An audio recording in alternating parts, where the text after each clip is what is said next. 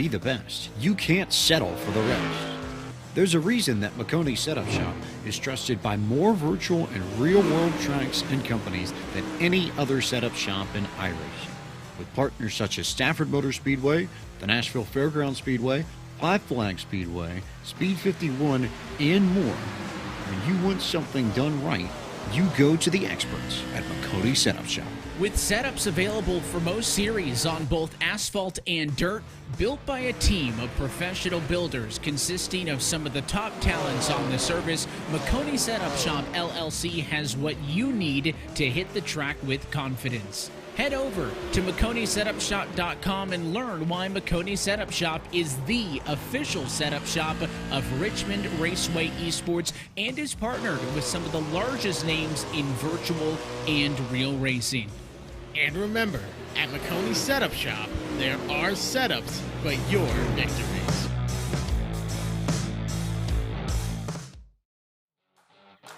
This Independence Day weekend, kick your party off with a bang.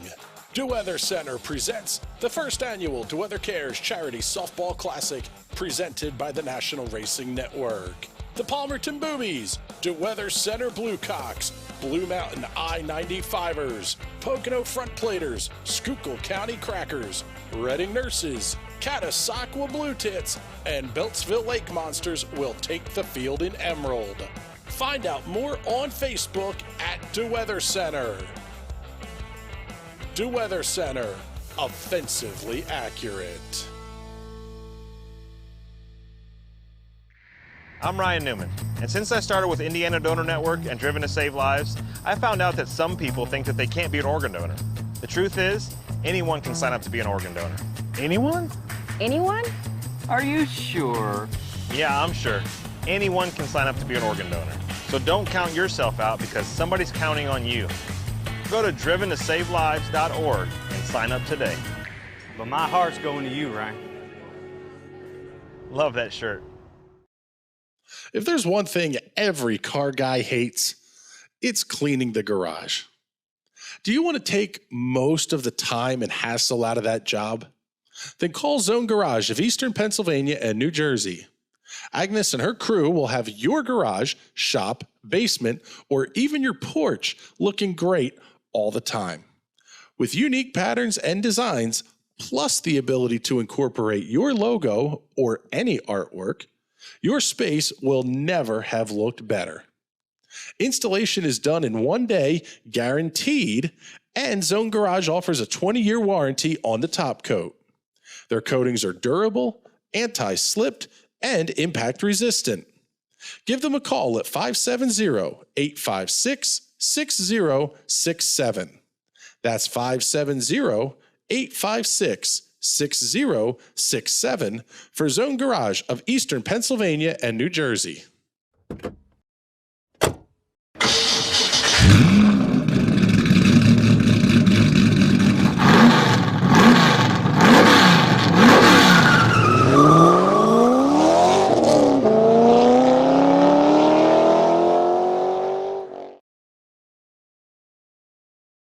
For those of you watching here at Linda's Speedway, for those of you listening at home on the National Racing Network, we welcome you to the opening night of the 2021 season at the Linda's Speedway.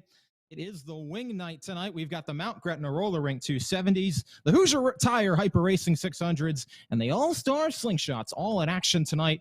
What promises to be an exciting night of racing around the quarter-mile Jonestown Dirt Oval. I'm Casey Kreider, glad to help take you through all the action tonight. The headliner tonight will be the Moose's LZ Bar and Grill 35-lap A-Main for the winged Hyper Racing Hoosier Tire 600s. The Mount Gretna Roller Rink 270s will run 25 laps for their main event, and the All-Star Slingshots, who are on the track right now for hot laps, they will run a 20-lap feature to kick off this 2021 season. Hot laps for the Wing 600s concluded just before we came on the air, and Jason Swavely had the quickest time. Winner on Saturday night, backing that up with a good hot lap time in the Wing 600s. First group of All-Star Slingshots now on the track for their hot laps.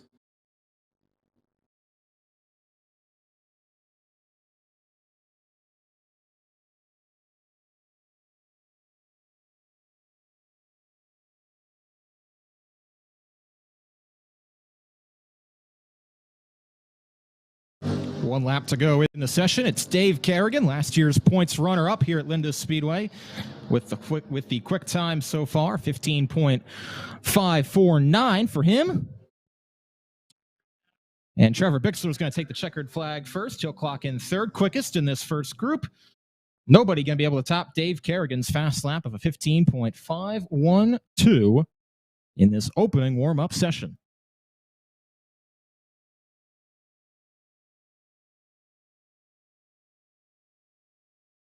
'20 track champion Brett Bieber is going to lead the field onto track for this second hot lap session. Okay, let's run in the top here.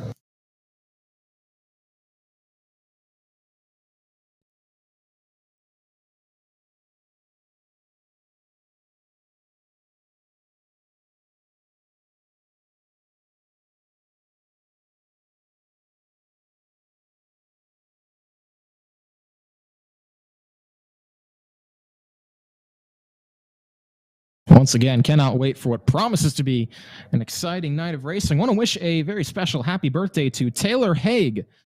Happy birthday to her today on this beautiful overcast Friday night. Little chilly, little damp, but no raining on our parade tonight. We sure hope it stays that way. It stays that way throughout the course of this 2021 season.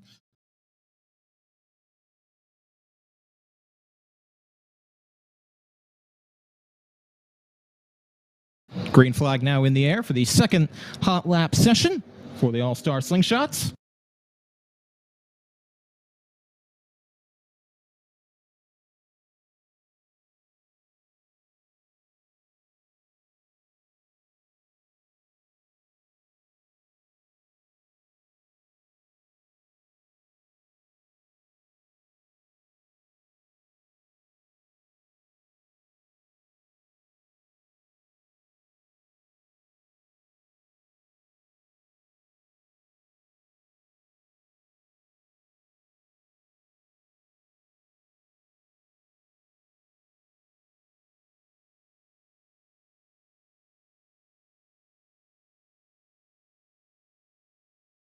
Feel going to see the checkered flag this time by Tyler Hoek's got the fastest lap of anybody in this session, a 15.594 now on his final lap.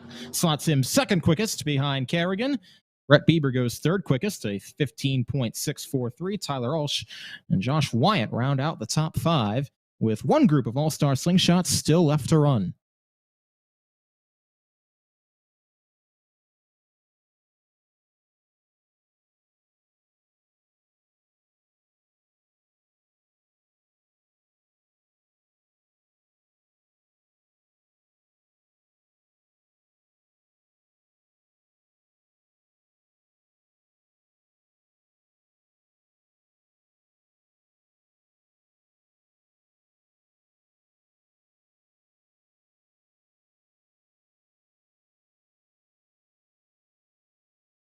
After hot laps conclude for the All-Star Slingshots and for the Mount Gretna Roller Rink 270s, we'll transition into time trials for the Wing 600s. And the fast timer will receive the NSS Property Services Fast Timer Award.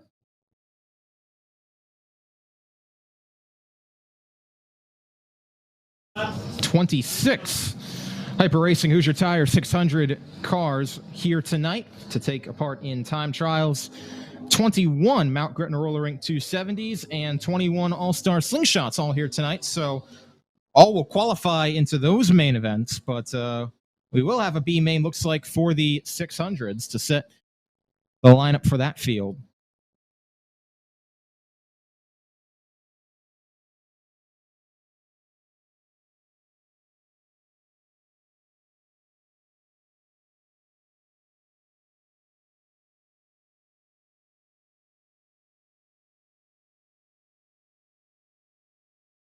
Dave Labe is the quickest of anybody in this session in the 18. Second quick overall, a 15.576 for him.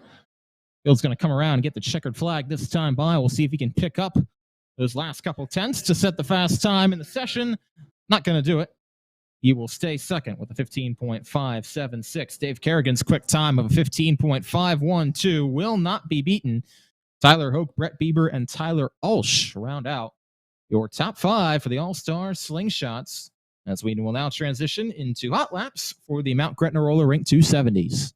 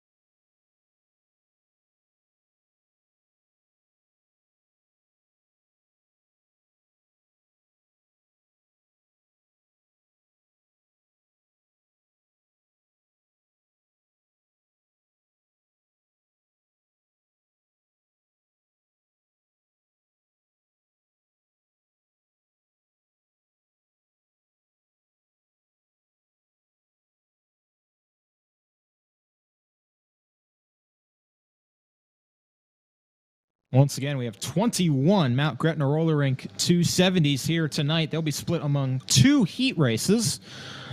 Looks like they'll be split among 3 warm-up sessions.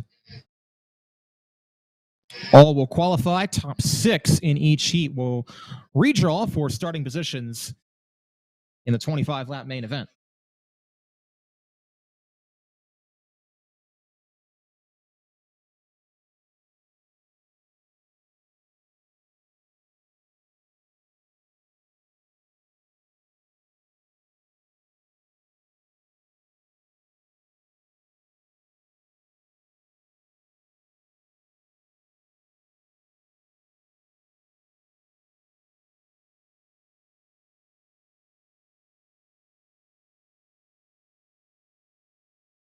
In this first hot lap session for the 270s, last year's points runner-up, Matt Fernsler, sporting some new colors.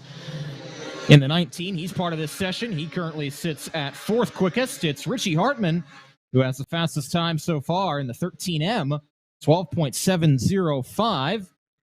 They're going to come by with 1 lap to go in this first session.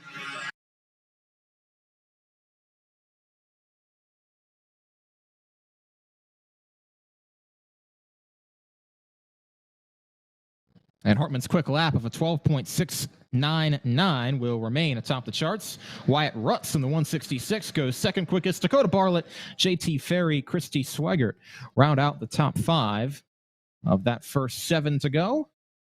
Matt Fernsler 6th, Chase Walker 7th. And session 2 will take to the track now.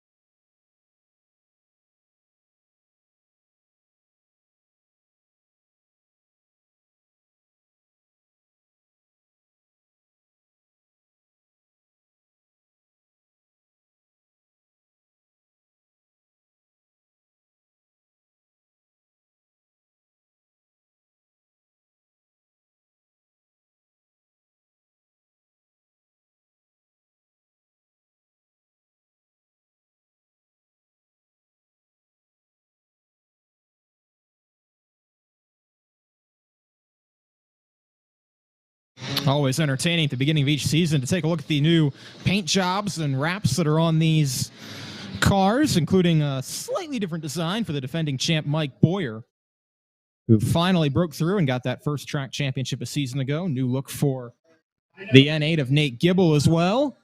And for the 77 of Ben Stoles, both top 5 finishers in the points a season ago.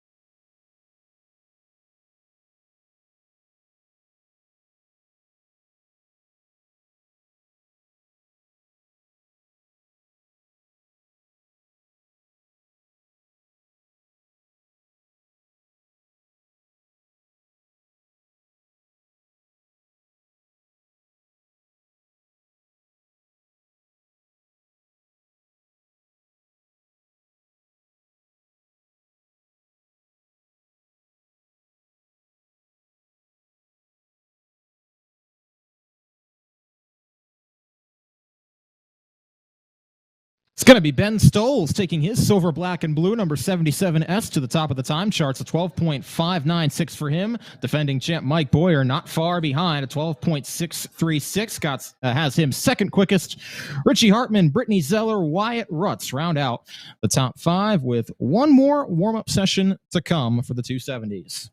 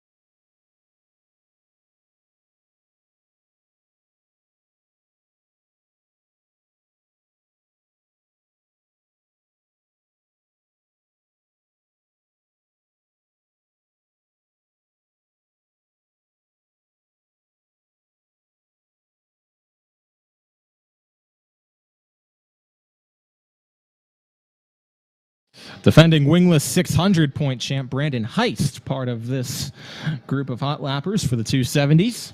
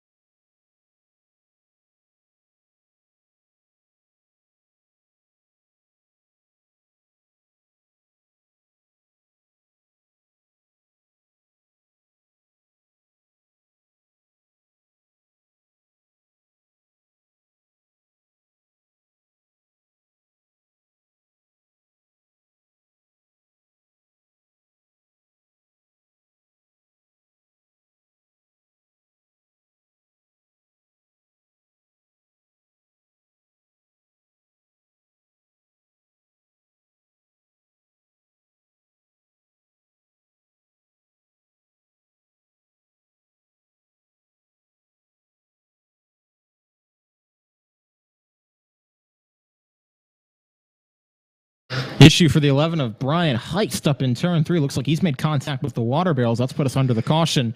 Yellow flag condition for this third and final session of hot laps for the 270s. Brandon Heist, quickest so far in this session, a 12.873. That puts him fourth quickest overall. Andrew Dietrich is the next fastest. He comes in at 6th quick in his 88D.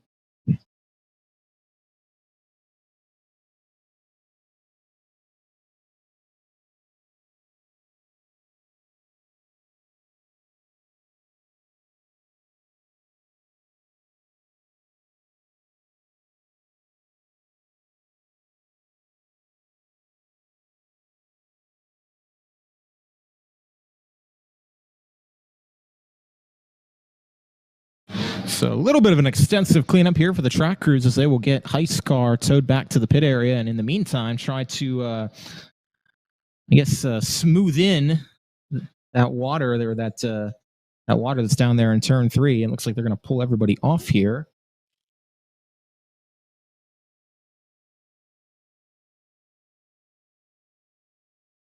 And that looks like it's going to bring an end to this warm-up session. So that will make Ben Stoles the quick timer for the Mount Gretna Roller Rink 270s. Mike Boyer, Richie Hartman, Brandon Heist, and Brittany Zeller round out your top 5.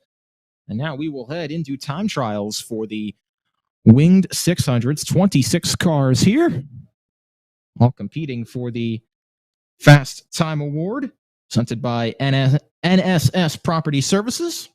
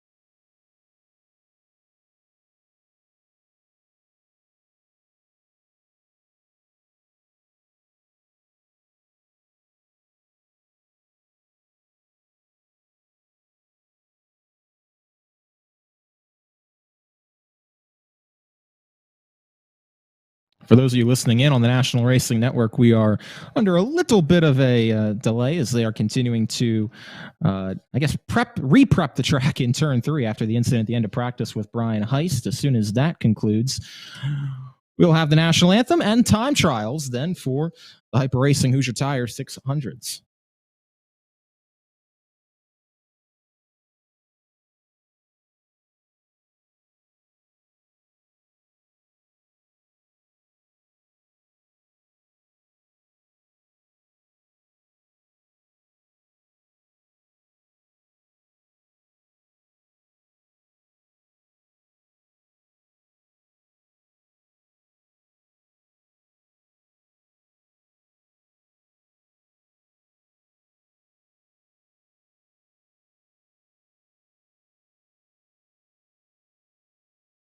When you want to be the best, you can't settle for the rest. There's a reason that McConey Setup Shop is trusted by more virtual and real-world tracks and companies than any other setup shop in iRacing. With partners such as Stafford Motor Speedway, the Nashville Fairground Speedway, Five Flag Speedway, Speed 51, and more. When you want something done right, you go to the experts at McConey Setup Shop. With setups available for most series on both asphalt and dirt, built by a team of professional builders consisting of some of the top talents on the service, McConey Setup Shop LLC has what you need to hit the track with confidence. Head over to McConeySetupShop.com and learn why McConey Setup Shop is the official setup shop of Richmond Raceway Esports and is partnered with some of the largest names in virtual and real racing. And remember, at McConey Setup Shop, there are setups, but your victories.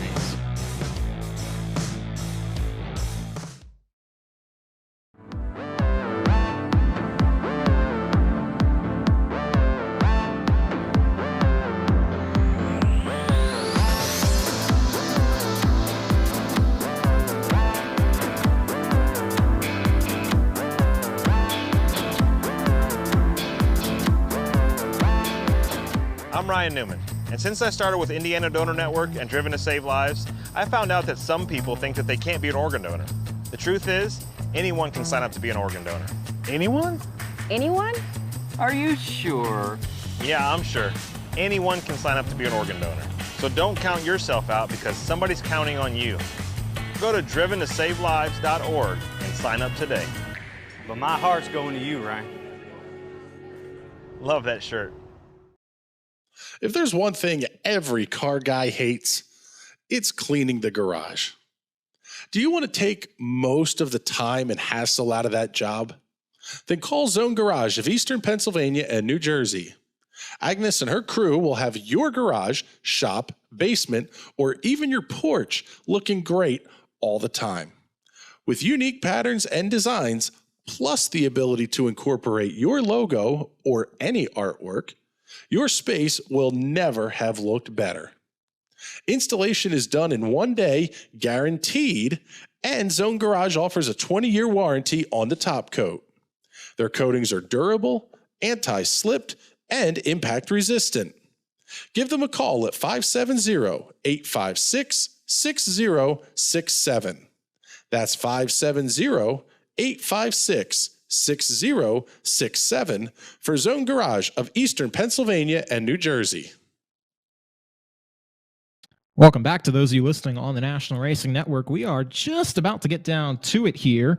We'll have, looks like one more 270 come out for a couple of hot laps after they've just about completed the track cleanup in turn 3. Then we will have our playing of the national anthem and get into time trials for the Hyper Racing Hoosier Tire 600s. 26 of them here. They'll go 2 at a time for 2 laps, and that will set the lineup heads up for the 3 heat races, I believe, to come after.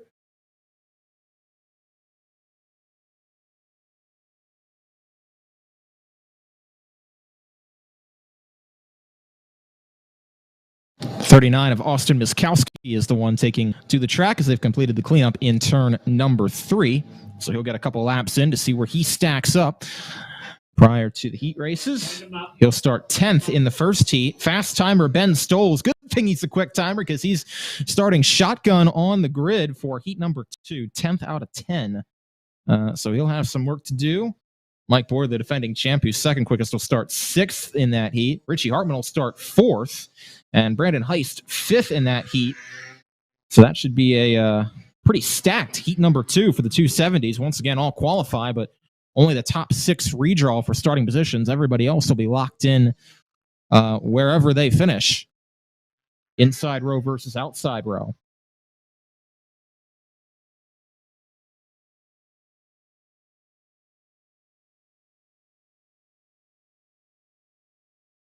Miskowski will take the proverbial white flag, which in hot laps is just the checkered flag rolled up, and then he'll come under the checkers this time by, clocking in currently 18th quickest. Jumps up to 11th on that final lap, so nice run for Austin Miskowski in hot laps. And now it looks like we're just about ready to get things started here on this opening wing night here at Linda Speedway.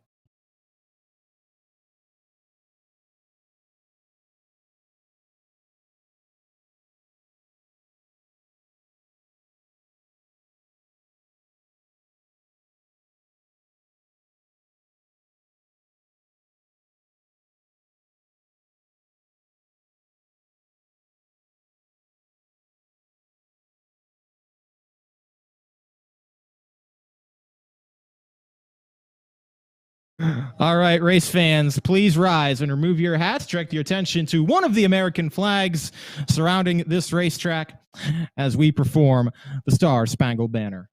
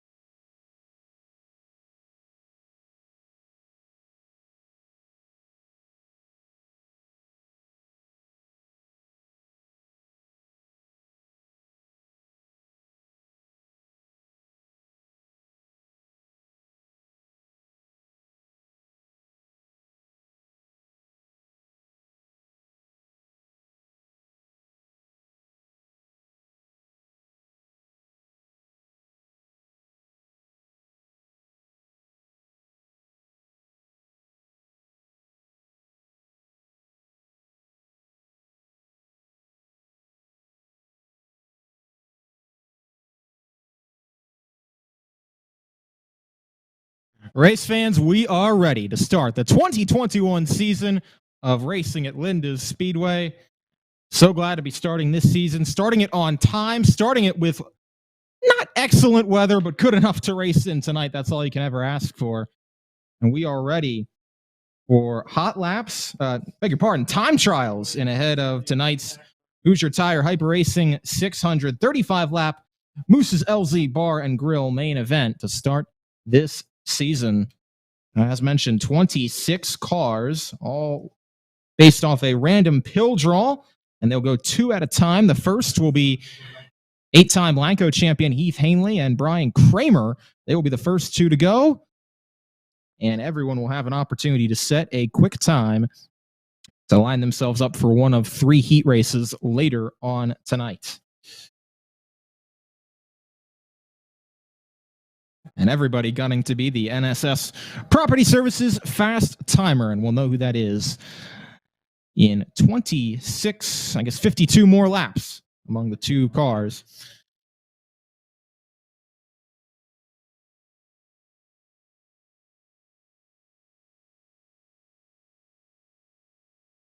And here come the first 2 cars onto the track, Heath Hanley and Brian Kramer.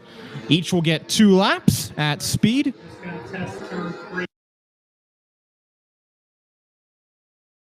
And Hanley and Kramer are going to play guinea pig for that reworked area in turn 3. So their first lap will not count here. First few laps will not count toward their actual time laps.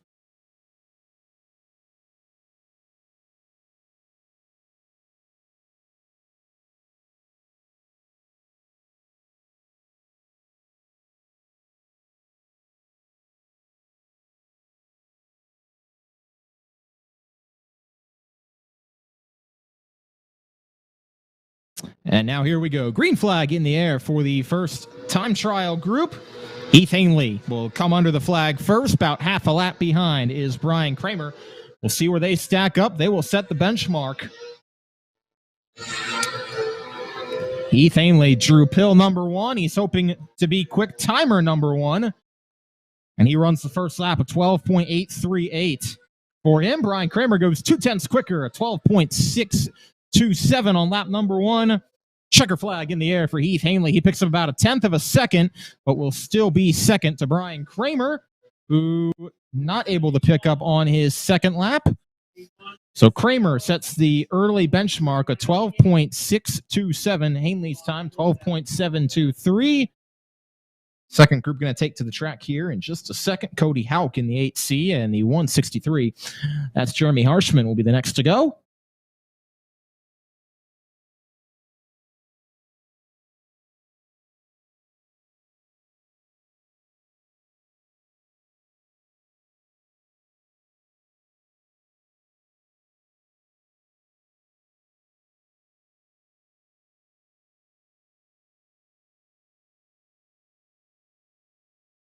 Green flag flies. Cody Houck will come under first in the 8C.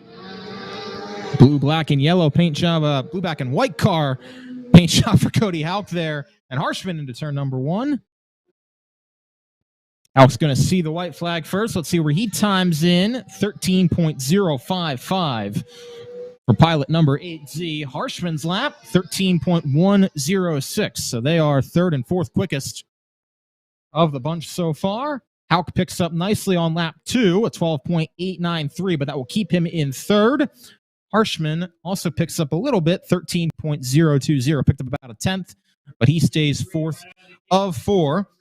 Cameron Morrill in the 880 and the 9 of Keith McIntyre take to the track, and they'll get the green flag right away.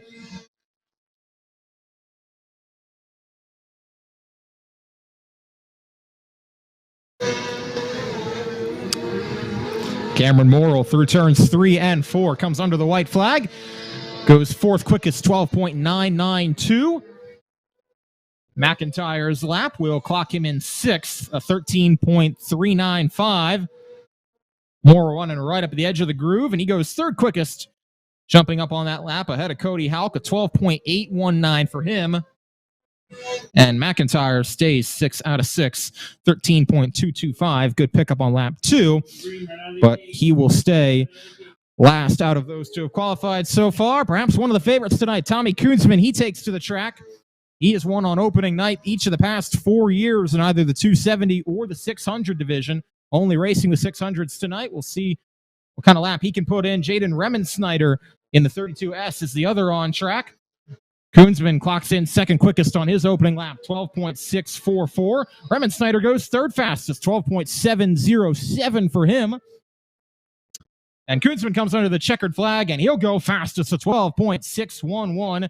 Beats out Kramer by about 1/10.5 of a second, but not for long. Jaden Remensnyder goes quickest at 12.480, covers Kunzman by more than 1/10 of a second.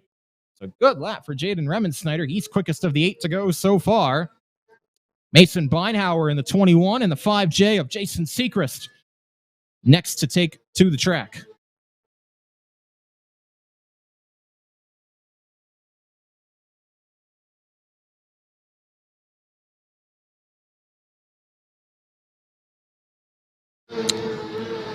Seacrest and Beinhauer clock in 8th and 9th quickest, respectively, on their laps. Beinhauer jumps up to 7th, a 12.989 for him.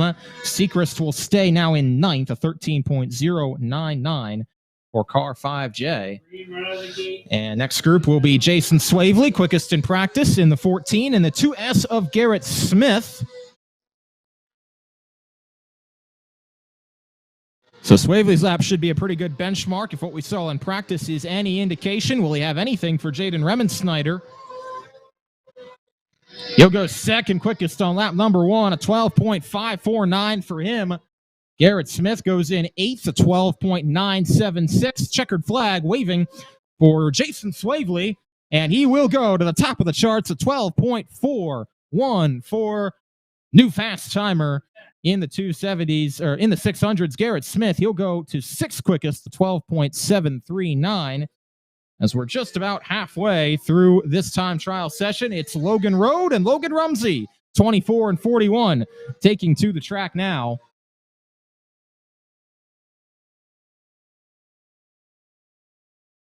Couple of young guns. Road going to take the white flag first. 9th quickest, 12.931 for him. And Rumsey will time in second, a 12.478. We've seen drivers pick up on lap number 2. Rumsey's got to find about 6/100ths of a second. Logan Road goes to 8th quickest, 12.740. And Rumsey, top of the charts, at 12.302. Tops Waverly's quick lap by about 1/10 of a second. So track looks to keep getting faster and faster. 12 cars yet to run. But it's Logan Rumsey quickest so far, 14 through. Jason Swavely second, Jaden Remensnyder in third. Tommy Koonsman, Brian Kramer round out your top 5 so far, with a dozen cars yet to go.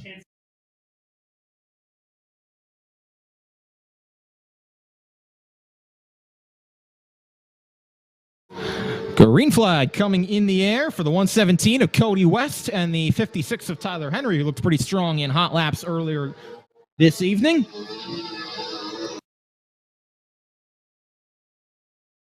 West will take the white flag first and clock in 10th quickest to 12.843 for him. Henry goes 4th quickest, 12.598. He's got to find about 0.3 of a second.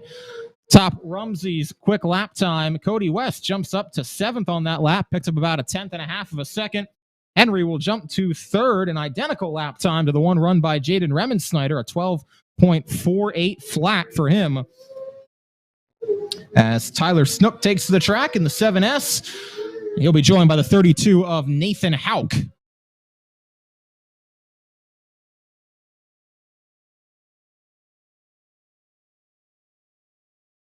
Snook's car looks a little bit sideways coming off turn 4, and it shows up on the time chart. 17th quickest, a 14.131 for him. Hauk goes to 16th, a 13.161.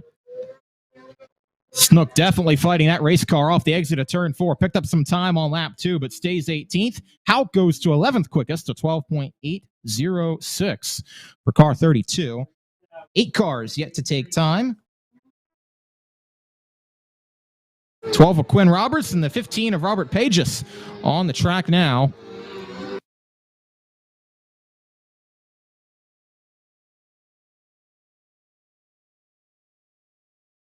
Roberts was 5th quickest in practice earlier. He'll go 13th quickest on his opening lap, a 12.822 for him. While Pages will go to 14th, 12.885 for car 15. Roberts jumps all the way up to 5th. Good improvement on that second lap. A 12.519, picked up 0.3. Pages will clock in 12th, a 12.767, as he picked up about 1/10 of a second on that lap as well. 6 cars yet to run. It's Holden Ekman, Trent Yoder, the next 2 on the track.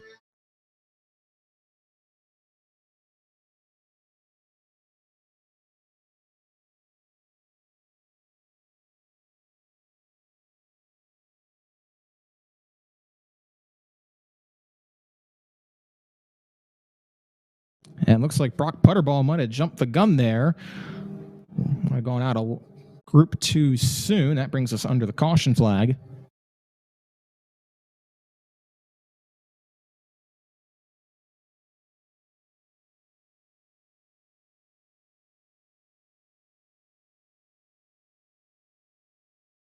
So Ekman and Yoder will get a do-over here. Green flag back in the air for them.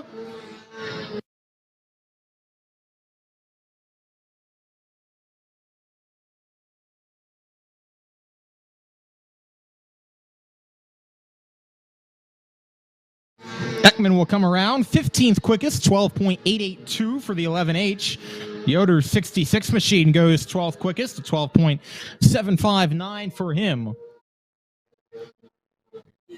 Ekman will stay now in 16th, a 12.829. No improvement on that lap. Yoder improves up to 8th quickest, a 12.642 for him. And we've got 4 cars yet to go. The 91 of Randy Kunkel Jr. And Brock Putterball will try for take number 2 in that 2 car.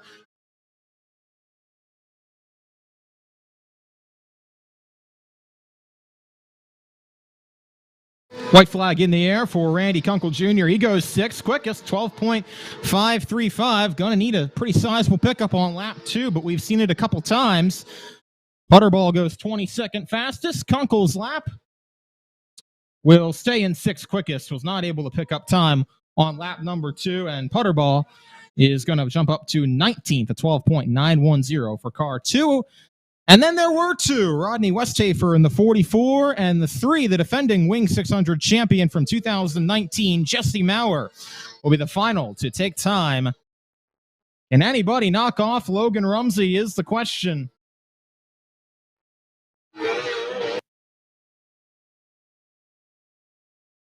Westhafer goes 7th quickest, 12.590 for him.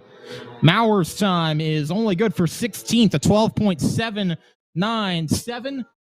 Westhafer will take the checkered flag. He'll jump up to 3rd at 12.464. Good effort, but not going to be able to catch Rumsey's quick lap. Maurer, a good pickup on lap 2 with a 12.498. That puts him in 6th quickest. But that means that Logan Rumsey with a 12.302, he is the NSS Property Services fast timer for the Hoosier Tire Hyper Racing Winged 600s. He beats Jason Swavely by about a 10th of a second, back to a 12.414. Rodney Westhafer, Tyler Henry, and Jaden Remensnyder round out the top 5.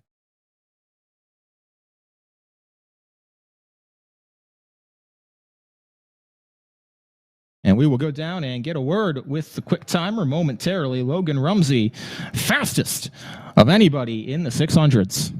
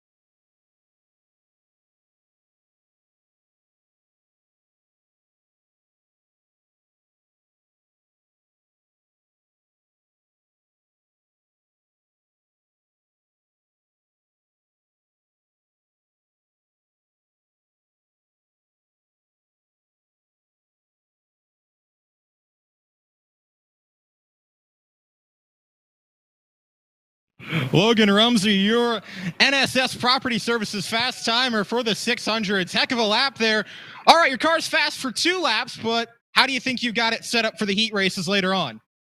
Yeah, I like when they do qualifying here because it puts you up front in the heat race and you're not in the back. You don't have to pass any cars. And yeah, I think we'll be pretty good for the heats in the future. All right, anything you learned about the track through those first couple laps, or are you going to learn more in the heat races? It's pretty dusty, but I don't know, it might come around. Quick timer and a time.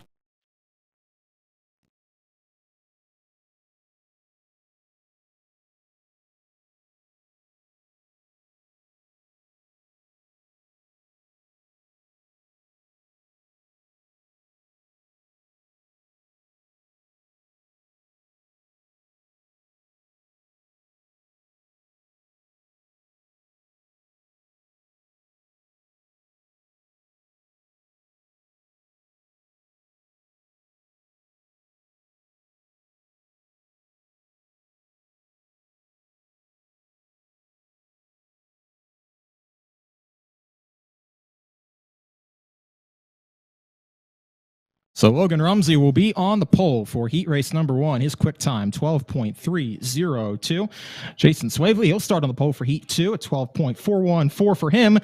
And Rodney Westhafer for a 12.464. Should put him on the pole for heat race number 3.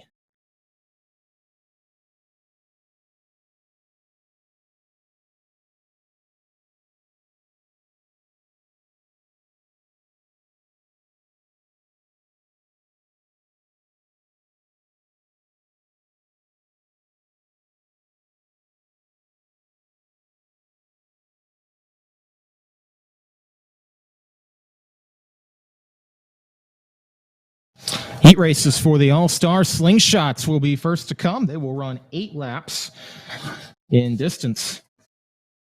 They'll have 2 heats, and lap for the first one is going to go like this. The 1X of Trevor Bixler will start from the pole. Tyler Hoke, the 35T, looked pretty quick in practice. He'll start alongside.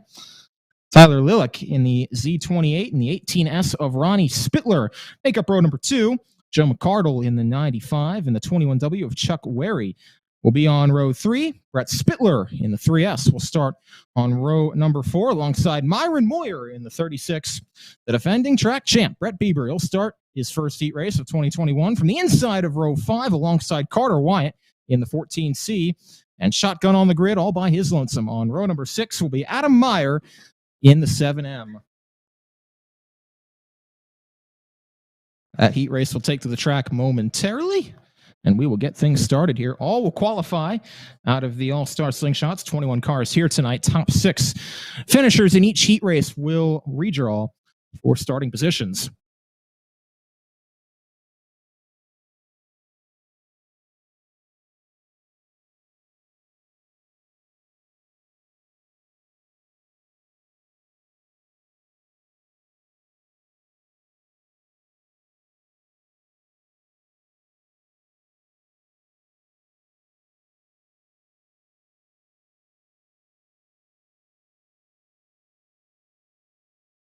Adam Meyer will not start this heat race for the Slingshots, so we'll have 10 cars for 8 laps to set part of the field. Wave it off, guys. Wave it off.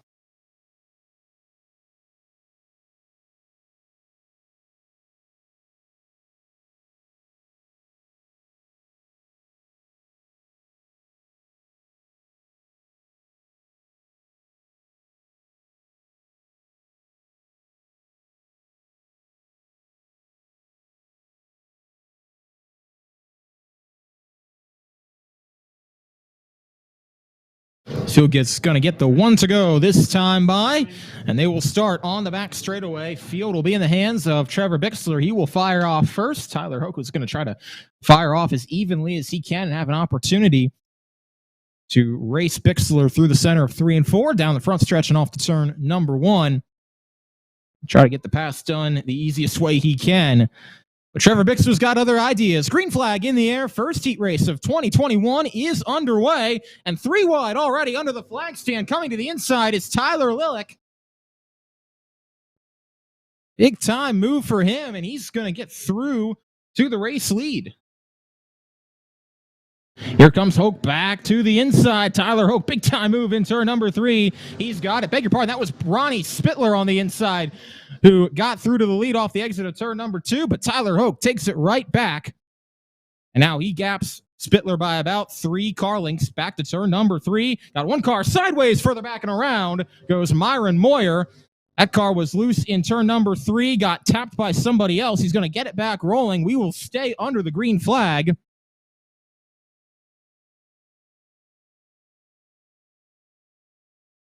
But Tyler Hoke all by his lonesome out there, clicking off some quick laps. He's got a just over 1 second advantage over Ronnie Spittler in second, Trevor Bixler third, Chuck Wary, Brett Spittler, and Joe McCardle, your top 6. Everybody singled out for the time being. Brett Bieber in 7th.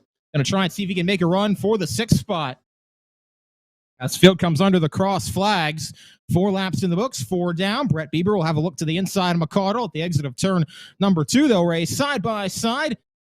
Metaphorical door handle to door handle off to turn number 3 and continue to race side by side under the flag stand. Bieber trying to find his way through the field and at least get himself up into a redraw position to try and ensure a better start in the feature. 2 laps to go, though, for Tyler Hoke, who's making the opening statement as he is pulled out to a 2.3 second advantage over Spittler. Spittler's got another second back to Trevor Bixler. Everybody pretty well spread out as they come under the white flag. 1 lap to go for Tyler Hoke. Spittler second. Brett Bieber might have a shot at Brett Spittler for the 5th spot. Coming to the checkered flag, Tyler Oak has to stand on the binders to stay off the lap car of Tyler Lilick, but he will coast his way to the checkered flag, 2.84 seconds ahead of Ronnie Spittler, Trevor Bixler, Chuck Wary, Brett Spittler. They round out your top 5. Brett Bieber will be in the final redraw spot in 6th. Joe McCardle, Myron Moyer, Carter Wyant round out the 9 lead lap finishers, along with Tyler Lilick in 10th. And Adam Meyer, who was not able to start. And now we will move to the second heat race for the All-Star Slingshots.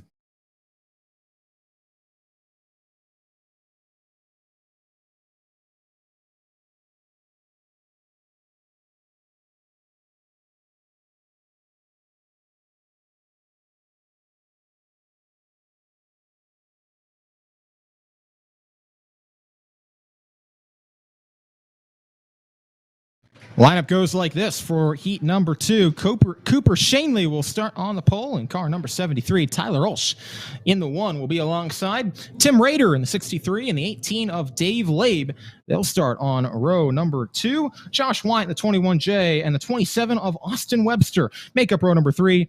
Blair Shanley in the 13 and the fast timer in practice, Dave Kerrigan, start outside of row 4. Chase Bixler in the 76 and the 29 of John Heberling round out your 10 starters for the All-Star Slingshots.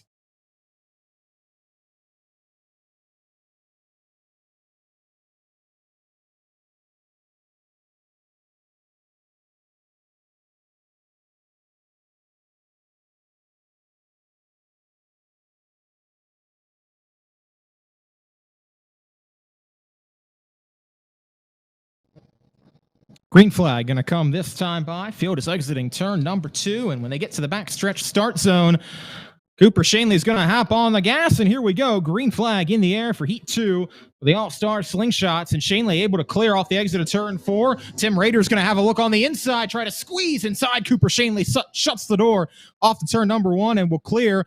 He will leave Olsch and Rader to race side by side down the back straightaway, and Dave Kerrigan working his way through the field up to 4th position on the inside of the 18S of Dave Labe. Rader and Olsch continuing to try and mix it up for the 2nd spot. Olsch will clear Rader off the exit of turn number 2 and try to set his sights on Cooper Shanley in the 73. As they come under the flag stand once again, Dave Kerrigan still trying to make work of Dave Labe and now go to work on Tim Rader for the 3rd spot.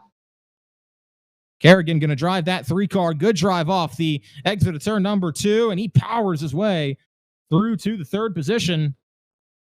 Will he have time to run down Tyler Olsch and Cooper Shanley for the heat race victory? Still has 5 laps to get there. Side-by-side battle continues between Dave Labe and Tim Rader for 2nd. Labe clears to turn number 3. Move car 18 to the 4th position. Cross flags, Cooper Shanley has about an 0.8 of a second lead. That equates to about 4 or 5 car lengths, and the battle is on for 2nd. Dave Kerrigan going to have a look to the inside of Tyler Olsch as they come off of turn number 3. And in turn 3, car 3 goes to position 2. He will try to run down Shanley with 3 laps to go, and he just ran the fastest lap of the race in the process of making that pass. 0.7 of a second was the gap the last time by. This time by, it might be the back bumper.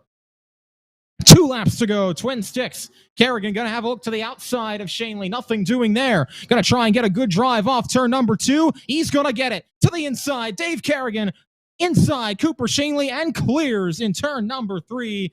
Dave Kerrigan putting on a clinic in this heat race from 8th to the lead with 1 lap to go. Shanley falls back into 2nd. He's going to have to worry about the battle from Tyler Olsch.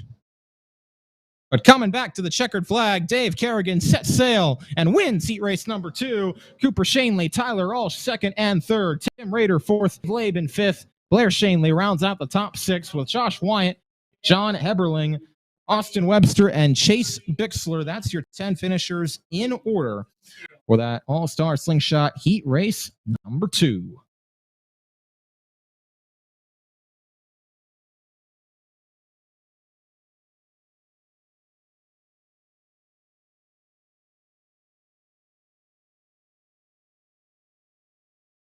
Next up, we'll have heat races for the Mount Gretna Roller Rink 270s. 21 cars in that one. Once again, split into heats of 11 and 10. And they will take to the track here in right now. Nate Gibble will lead them off, and he will be the pole sitter in car number N8. Randy West will start alongside in the 74. Row 2 goes like this. Position number 3 is where Brian Heist will start, with Christy Swigert in the 4th position. Heist slated to start in 3rd. We'll see if they've gotten that car repaired from his incident in practice. Chase Walker and Wyatt Rotz in the 92 and the 166 respectively. Slated to start on row 3, the 88D of Andrew Dietrich and the 54 of Dakota Bartlett will start on row number 4. Brittany Zeller in the B8 and the 39 of Austin Miskowski. That's row number 5. And JT Ferry slated to start all by his lonesome on the inside of row number 6, driving car number 18T.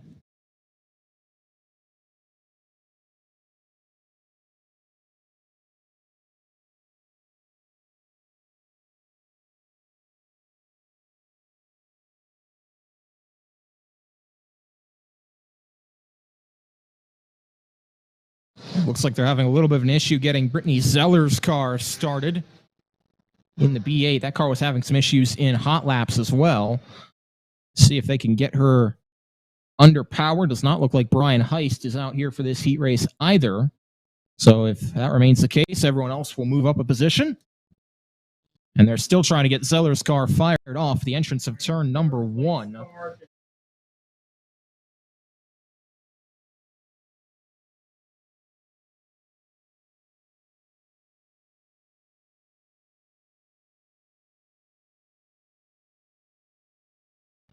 So with Heist not able to get out there, that's going to move Christy Swigert and Chase Walker to row 2. Wyatt Rotz, Andrew Dietrich in row 3. Dakota Bartlett, and looks like Austin Miskowski in row 4. JT Ferry will start in row 5. This doesn't look like they're going to be able to get Brittany Zeller's car out as well. So it looks like we'll have 9 cars here to compete, ideally for a spot in the top 6 to get in that redraw.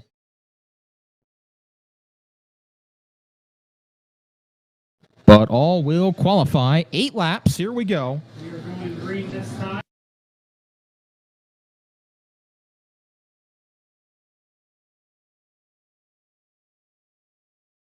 It'll be Nate Gibble and Randy West leading them off the exit of turn number 2. They will come to the backstretch start zone, hop on the gas, and here we go. Green flag in the air for the first heat race for the 270s. 3 wide to the inside comes Wyatt Rotz, and there's contact between he and Christy Swigert. Around goes Swigert in turn number 4. Everybody else takes evasive action, but Swigert's car is sitting the wrong direction at the exit of the 4th corner, all by her lonesome, and that's going to bring us under caution.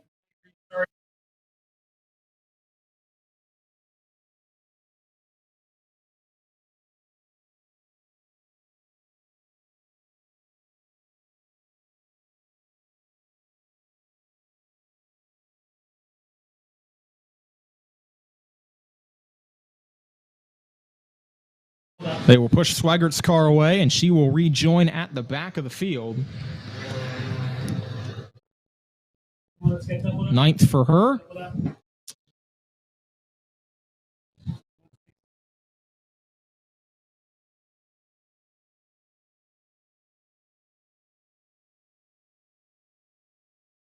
Lineup is in order, and we will try it again. Take 2 for heat race 1 for the 270s.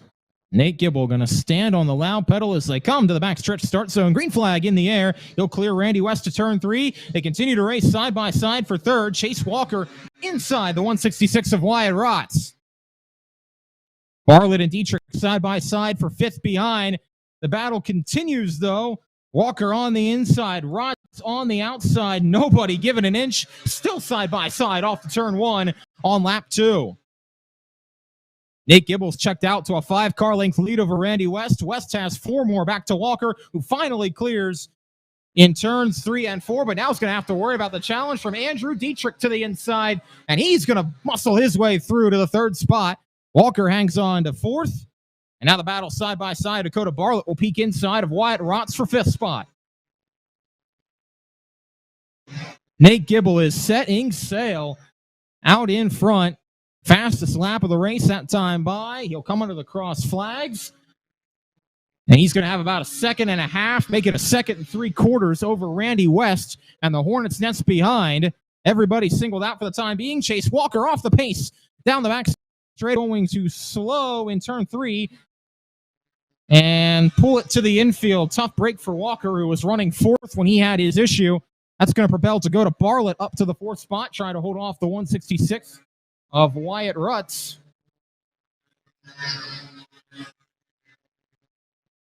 But it is all smooth sailing for Nate Gibble as he will come to the white flag. He's got about a set of corners on Randy West and Andrew Dietrich, who may have a battle for second before this one's all said and done.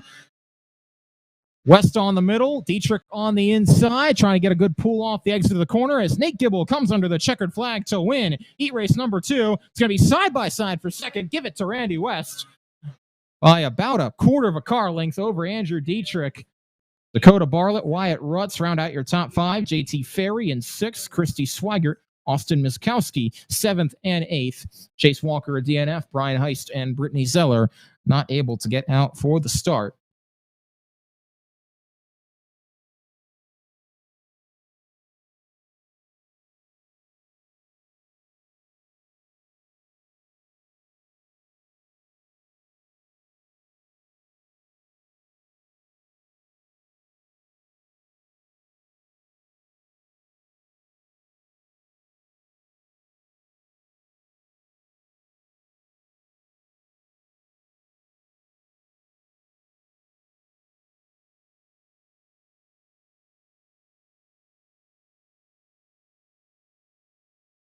So the track very temporarily goes quiet as we get ready for this second heat race for the 270s. After that, we'll follow 3 heat races for the Hyper Racing 600s of 9, 9, and 8 apiece, with the top 6 transferring to the A main. But everybody will transfer out of this heat. Just got to be in the top 6 to be eligible for a redraw for the 270s. Pete Skias in the 3. Going to start on the pole for this one. Alongside him will be the 52 of Mike Kreiser, 55 of Brandon Heist, the 13M of Richie Hartman. Both looked quick in practice. They'll start from row 2. It'll be the Boyer brothers back on row number 3. Dan on the inside, Mike on the outside. Brandon Gibble, Matt Fernsler in the 11G and the 19, respectively. They make up row number 4. Ernie Newmaster in the 47 will start inside row 5. And the quick timer from Hot Laps earlier tonight, Ben Stoles, he's going to have some work to do. We saw Dave Kerrigan do it. Can Stoles find his way to the front? He will start from the outside of row 5, 10th and last on the grid.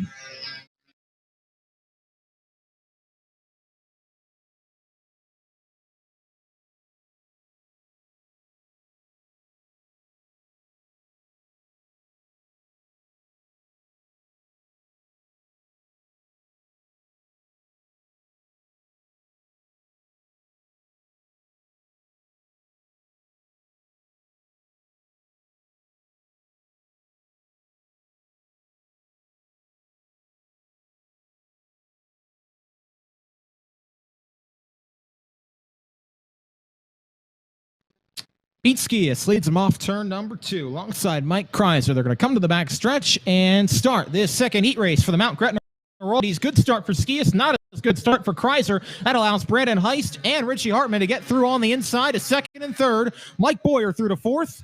And now the battle will rage between Dan Boyer and Kreiser for the 5th spot. Mike going to have a look inside of Richie Hartman for the 3rd spot. Car number 41 up to position number 3 as Skias gets away.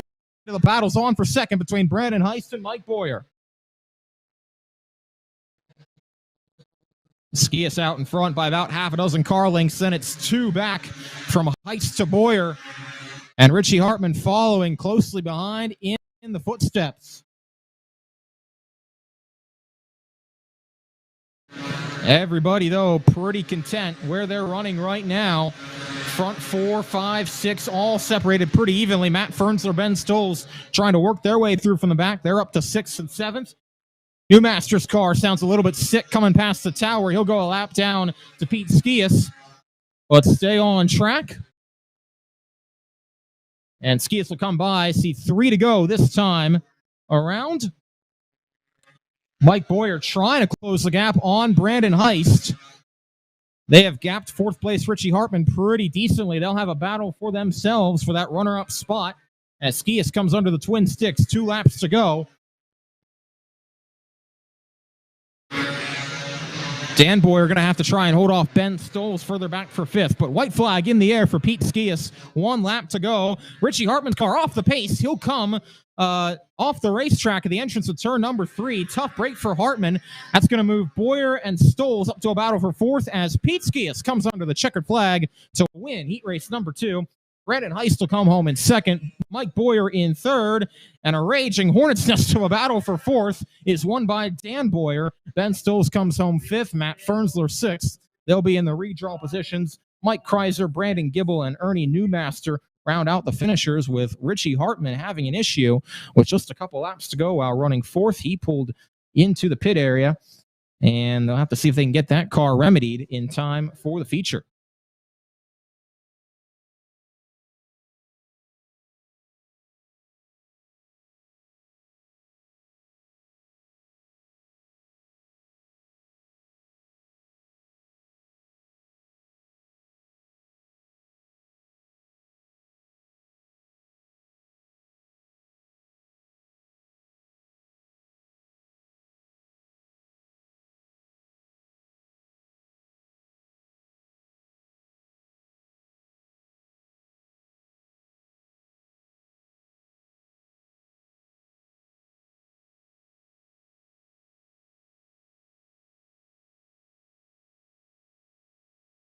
So all that remains now are 3 heat races for the Hyper Racing Hoosier Tire Winged 600s.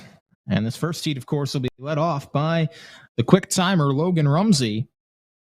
We'll have 9 cars in each of the first 2 heats and 8 cars in the second. Top 6 from each will qualify automatically through to the A main. Everyone else will have to go to the B main and race their way in through there to one of the starting spots for tonight's 35-lap main event.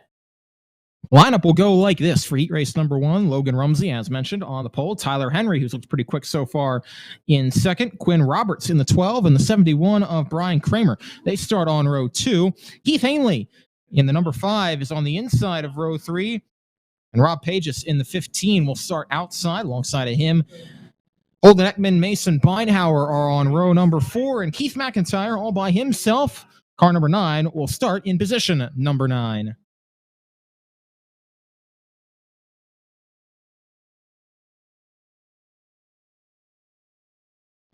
Logan Rumsey going to lead him down, jump on the gas, green flag in the air. We're underway with heat race number 1 for the Wing 600s, and a good start from Quinn Roberts. He'll have a challenge inside Logan Rumsey, but nothing doing. He'll fall back into second in front of Tyler Henry. Rumsey is through to the point, and he is setting sail. Got 3/4 of a second on Roberts, Henry, Hanley, and Pages, your top 5. Everybody singled out up through the back of the field as Rumsey leads lap 2.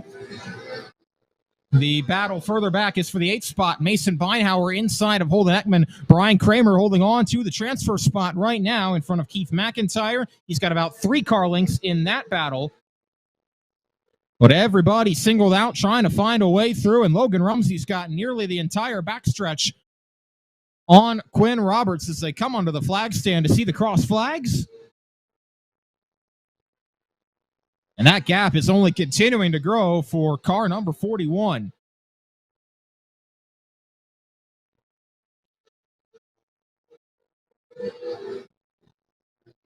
Everybody still singled out for the time being. Coming back to the twin sticks. 2 laps to go. Logan Rumsey out in front comfortably over Quinn Roberts. Roberts has a nice advantage back to Henry. Henry has a nice advantage back to Hanley. Hanley and Pages might scrap it up for the 4th spot. Pages going to have a look inside Hanley at the exit of turn number 2, but nothing doing. White flag in the air for Logan Rumsey. 1 to go.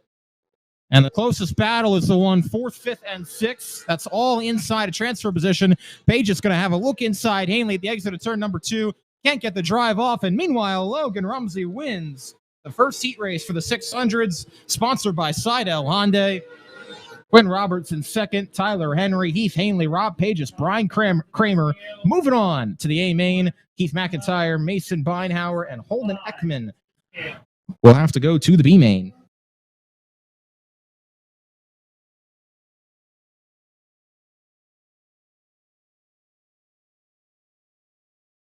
So 2 more heat races for the 600s, and then we will have an intermission. And following that will be the first feature of the night for the All-Star Slingshots. So we got 2 more races in before the break. It's going to be this second heat race for the Wing 600s coming up next.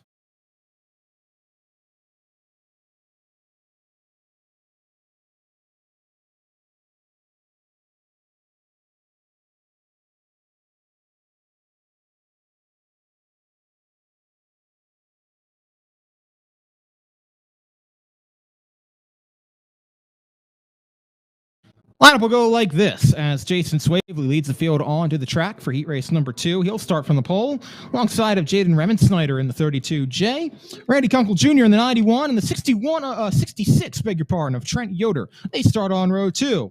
Garrett Smith in the 2S and the 32 of Nathan Hauk start on row 3. Cody Hauk in the 8C and the 163 Ushman. They'll be on row 4 with Tyler Snook rounding out the lineup in the 9th position. Once again, top 6 advance to the A main, and the final 3 will have to go to the Consi. As Swavely leads them down, jumps on the gas, off to turn 3, green flag in the air. Swavely clears Remensnyder able to clear Kunkel off the exit of turn 4. Kunkel's going to have to battle Yoder for the 3rd spot, and Yoder slides it into turns 1 and 2 and clears at the exit of the corner. So move Trent Yoder to 3rd. And now he'll have to try and hold off the challenge from Kunkel as he comes back on the inside. Battling for that position in turn number 1. They'll race side by side at the exit of the corner. Good drive off for Randy Kunkel Jr. He'll clear off the turn number 3 and retake position number 3 behind Swavely and Remensnyder. Nathan Hauk runs in 5th. Garrett Smith holds down the transfer spot in 6th. And Swavely has about 5 car lengths on Jaden Remensnyder as they come off the turn number 1. Battle continues to rage on for 2nd. Give it back to Trent Yoder on the inside off turn number 2. Kunkel trying to power his way back through and make a run in turn 3, but Yoder shuts the door, and he'll hang on to the spot for now. Everybody singled out, running like you see on the screen. Jason Swavely out in front. Ran the fastest lap of the race, but is not getting away too much from Jaden Remensnyder as they came under to 3 laps to go that time by. Swavely will see the twin sticks. 2 to go for him, keeping that gap comfortable back to Remensnyder. Remensnyder just ran the fastest lap of the race, but it was only 100th of a second quicker than Swavely's time that last time around. White flag in the air for Jason Swavely. 1 lap to go. Was able to get a wingless win at Lanco on Saturday night and could be in store for a win tonight at Linda's with how good that cooks. He wins heat race number 2 in front of Jaden Remensnyder, who comes home under a second behind. Trent Yoder in 3rd, Randy Kunkel Jr., Nathan Hauk, and Garrett Smith cruises home comfortably in the final transfer spot. Cody Hauk, Jeremy Harshman will head to the Consi, as will Tyler Snook, who pulled off with 3 laps remaining.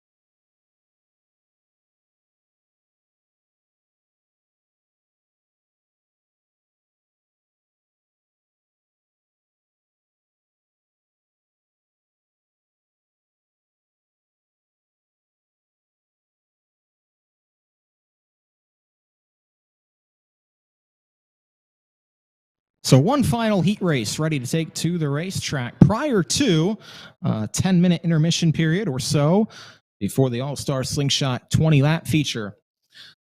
Final heat race of the night will go off like this. Rodney Westhafer leads him onto the track. He'll start from the pole in car number 44. Jesse Maurer, defending track champ, starts in 2nd. Tommy Koonsman, got to keep an eye on for sure. He's won a couple of races here each of the past few years, starting inside row 2. Cody West starts alongside in position number 4. Logan Road, Cameron Morrill will be on row number 3 in the 24 and the 880 respectively. The 2 of Brock Putterball starts inside row 4, and the 5J, Jason Seacrest, alongside him. 8 cars, 6 spots in the A main. The final 2 will have to go to the Consi.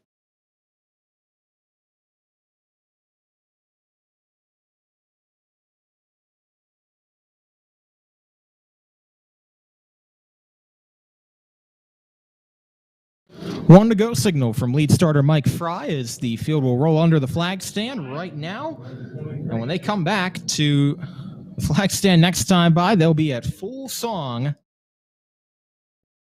Or we certainly hope so, at least, as Westhafer and Maurer will lead them down with Koonsman and Cody West looking to pounce.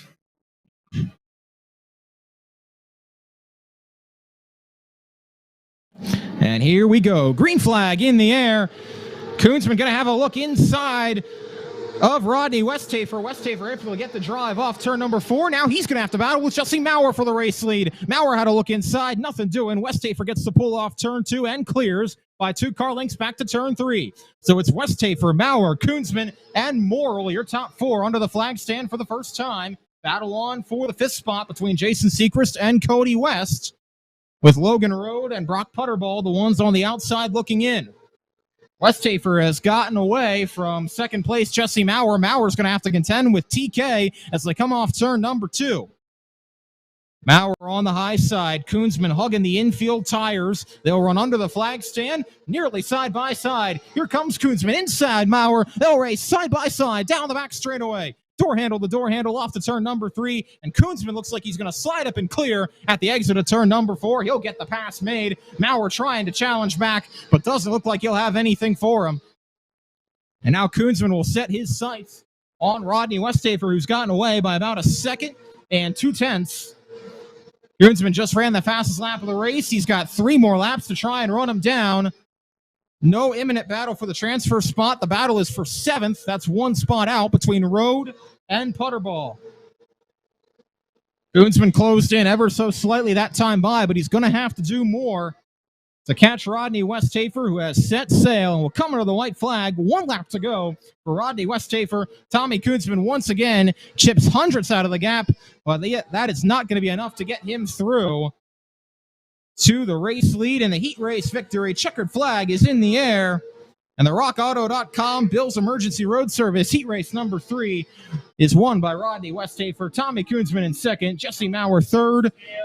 Tommy Koonsman comes home, Cameron Morrill comes home in 4th. Jason Seacrest in 5th. Cody West 6th.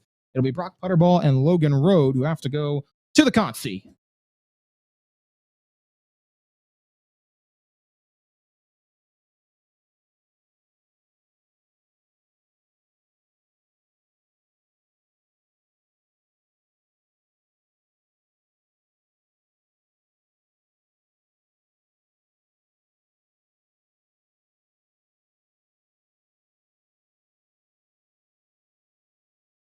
All right, race fans, we're going to take a about 10 or 15-minute intermission. And then when we come back on the other side, it'll be the All-Star Slingshots ready to take to the track for their 20-lap feature. We thank those of you watching at Linda Speedway. We thank those of you listening at home on the National Racing Network. We will be back in just a little bit. When you want to be the best, you can't settle for the rest. There's a reason that McConey Setup Shop is trusted by more virtual and real-world tracks and companies than any other setup shop in iRacing. With partners such as Stafford Motor Speedway, the Nashville Fairgrounds Speedway, Five Flags Speedway, Speed 51, and more. When you want something done right, you go to the experts at McConey Setup Shop. With setups available for most series on both asphalt and dirt, built by a team of professional builders consisting of some of the top talents on the service, McConey Setup Shop LLC has what you need to hit the track with confidence. Head over to McConeySetupShop.com and learn why McConey Setup Shop is the official setup shop of Richmond Raceway Esports and is partnered with some of the largest names in virtual and real racing. And remember, at McConey Setup Shop, there are setups, but your victories. I'm Ryan Newman, and since I started with Indiana Donor Network and Driven to Save Lives, I found out that some people think that they can't be an organ donor. The truth is, anyone can sign up to be an organ donor. Anyone? Anyone? Are you sure? Yeah, I'm sure. Anyone can sign up to be an organ donor. So don't count yourself out because somebody's counting on you. Go to driventosavelives.org and sign up today. But my heart's going to you, Ryan. Love that shirt. If there's one thing every car guy hates, it's cleaning the garage. Do you want to take most of the time and hassle out of that job? Then call Zone Garage of Eastern Pennsylvania and New Jersey. Agnes and her crew will have your garage, shop, basement, or even your porch looking great all the time. With unique patterns and designs, plus the ability to incorporate your logo or any artwork, your space will never have looked better. Installation is done in 1 day, guaranteed, and Zone Garage offers a 20-year warranty on the top coat. Their coatings are durable, anti-slipped, and impact resistant.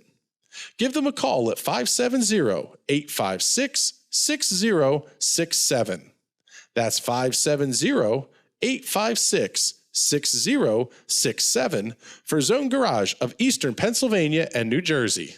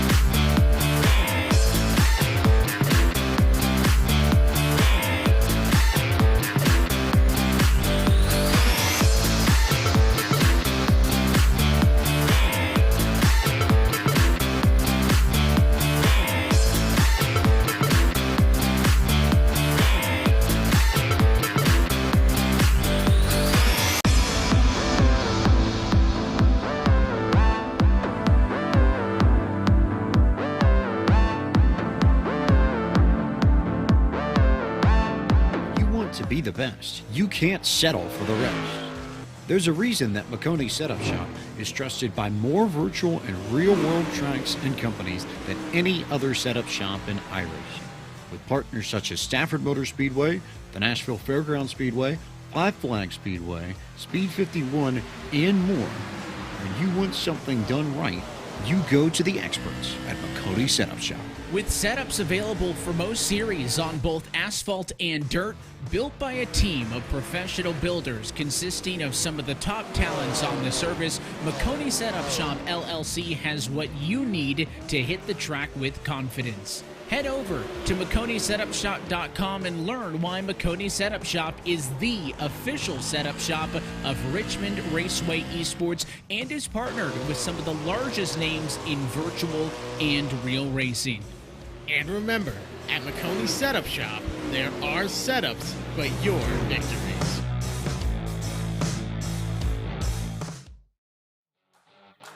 This Independence Day weekend, kick your party off with a bang.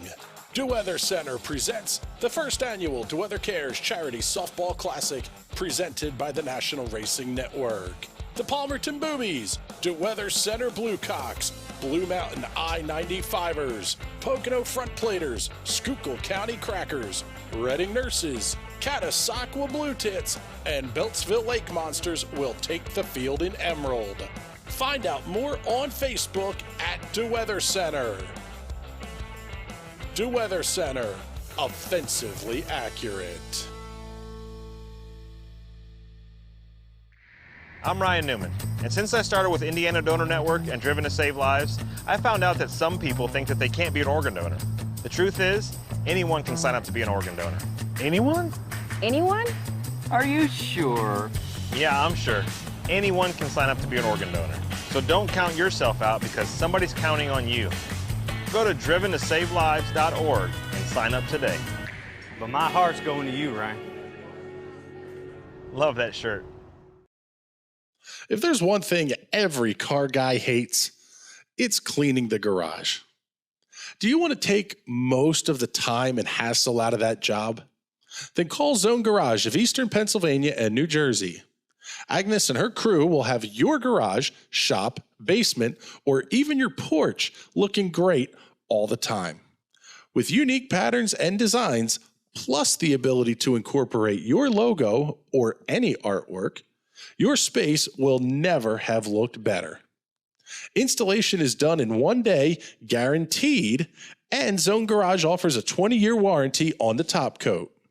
Their coatings are durable, anti-slipped, and impact resistant. Give them a call at 570-856-6067. That's 570-856-6067 for Zone Garage of Eastern Pennsylvania and New Jersey. And now we welcome you back to the National Racing Network radio broadcast tonight at Linda Speedway. And for those of you in the stands, we are just about ready for All-Star Slingshot feature time. Promises to be a fun one, 20 laps in length.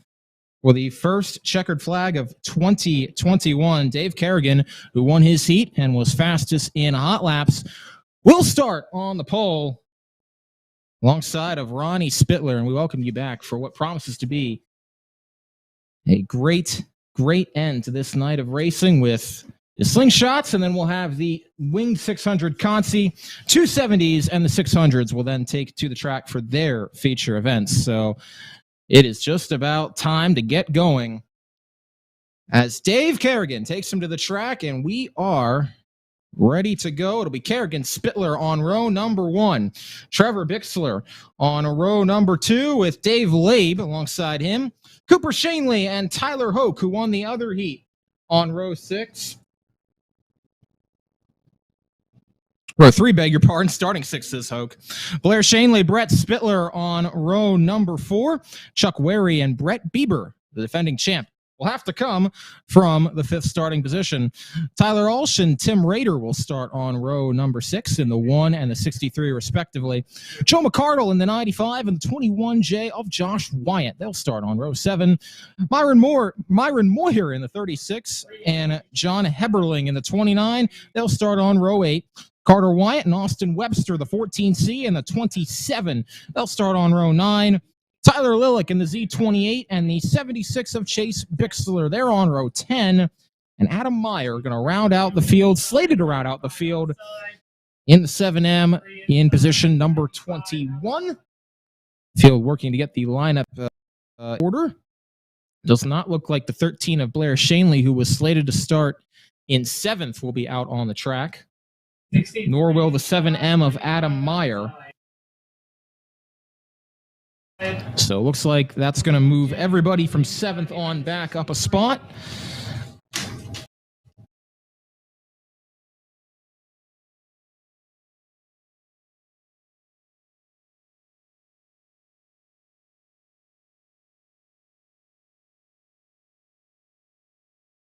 Field appears to be in order, and we are just about ready for the first feature at Linda's Speedway in this 2021 season. First of many. Who's going to get the first twin checkers of the year? Will it be Dave Kerrigan, last year's championship runner-up, who has been fastest all night? Can Ronnie Spittler work his way from the outside of the front row after a second-place finish in his heat race? How about the other heat race winner, Tyler Hoke, on the outside of row 3? The defending champ, Brett Bieber, outside of row number 5. Those are the notables. Let's see what all unfolds. Field coming through the center of turns 1 and 2. They will get the green flag at the backstretch start line. And we're going to get this first main event of 2021 underway. Dave Kerrigan, Ronnie Spittler, that's row 1. They will lead them down 19 cars strong. The All-Star Slingshots are green on opening night. Kerrigan through to the race lead by about 2 car lengths over Spittler and Bixler. That's the battle for the second spot. Big move by Brett Bieber on the inside. They're 3 wide off the exit of turn number 2 between he, Cooper Shanley, and Tyler Hoke. Move Bieber up to the 5th position. Side by side battle for 3rd. That's between Dave Labe and Trevor Bixler. Give it to Labe on the inside of turn number 4. He moves that 18S car up to the 3rd position. But Dave Kerrigan all by himself. He is checked out in the early going here. Contact further back, and the 63 car goes around. That is Tim Rader, and it looks like he got contact from the 36 of Myron Moyer through the center of turns 3 and 4. That puts us under caution for the first time on this 3rd lap. Dave Kerrigan had checked out to a 1.5 second advantage on that opening lap.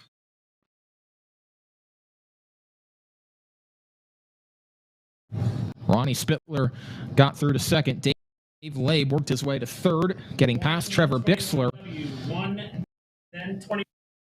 Brett Bieber, who started 9th, though, made the most inroads. He got his way up to 5th position. Tyler Hoke in 6th spot.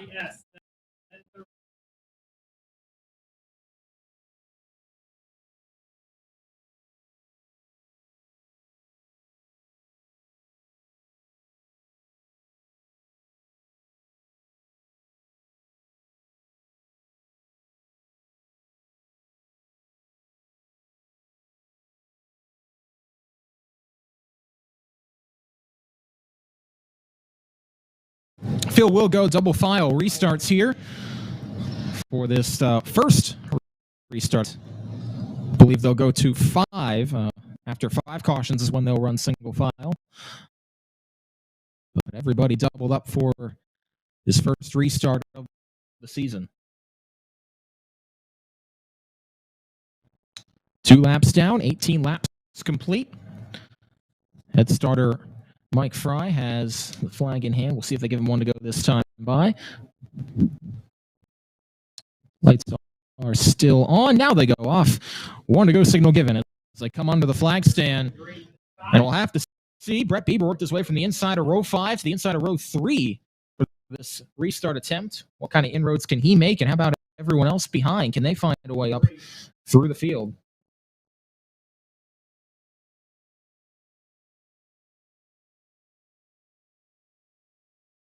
Dave Kerrigan leads a side-by-side with Ronnie Spittler off the turn number 3. Green flag back in the air. And it's going to be Kerrigan once again clearing and leaving a 3-wide battle for third as Tyler Hoke makes a big move on the restart to get from 6 to maybe second as it's but he got squozed between the middle of Ronnie Spittler and Dave Labe and had to back out of it down the backstretch. Otherwise, that would have been a wreck. You'll race side by side now with Labe as they come off the exit of turn number 4. And here comes Brett Bieber to the inside now. He's able to get past Hoke, and he'll go to work on the 18 of Labe. 3 wide. Here comes Hoke off the exit of turn 2. They will race door handle, the door handle, the door handle, and Hoke clears for the 3rd spot. Bieber and Labe continue now in 4th and 5th. Dave Kerrigan has gotten away, though, from the front runners. Got about a 1.5-second advantage once again. 5 laps complete.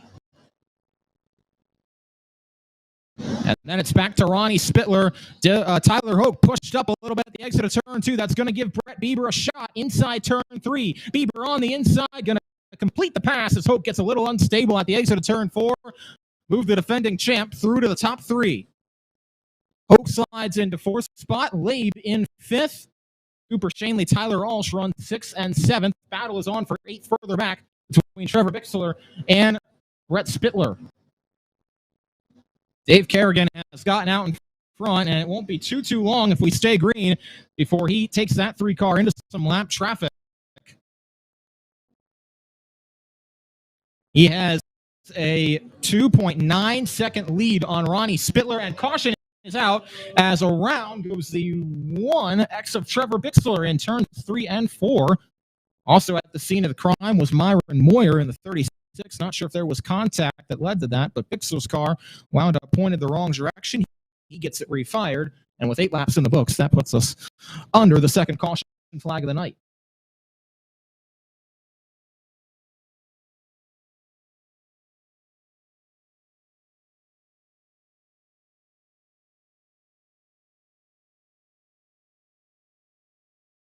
So Tyler Hoke's restart on the last restart last time by was a little too good. He's being penalized 2 spots for jumping that start. So he had worked his way up to 4th, but now he will once again have to come from the 6th position outside of row 3. That'll move Dave Labe up into 4th, Cooper Shanley up into 5th.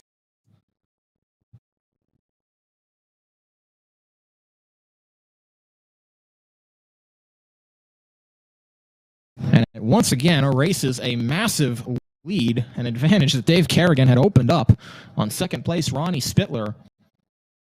Brett Bieber's worked his way from 9th starting spot to 3rd. He's going to have a clear shot at the back bumper of Kerrigan's car for this restart, but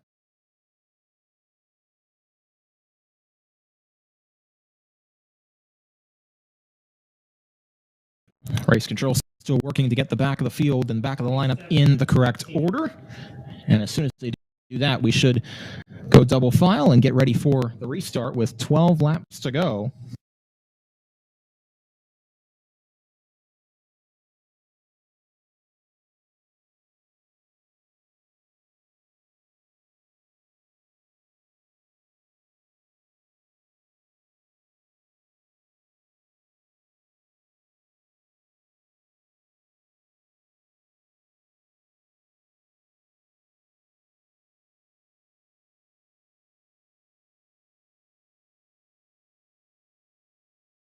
Field begins to go into double file formation as we prepare for start.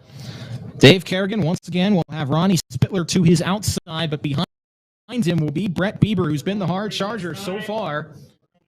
And Dave Labe starts alongside Bieber in row number 2. Then it'll be Cooper Shanley and Tyler Hoke in row 3. Tyler Alsh, Brett Spittler, row 4. Tim Rader and Chuck Wary round out the first 5 and the top 10. Here they come to the backstretch start zone. Green flag is in the air. We'll see if it continues as Spittler did not get off the line very well. Race control is going to let that start stand as Spittler did not go. And now we got spinners further back. Dave Labe goes around. And Ronnie Spittler was also off the pace of the exit of turn number 2. Labe, though, gets turned around. A couple cars stopped to avoid And that puts us under caution at the exit of turn number 2. A little bit of a messy start there.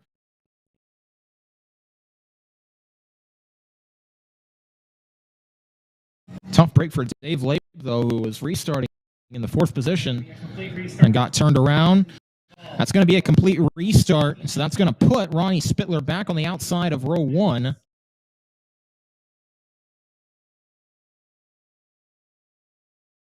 Brett Bieber had gotten through to the 2nd spot, but he'll have to try it again from the inside of row 2. And that's going to move, I believe, Cooper Shanley up to the outside of row number 2.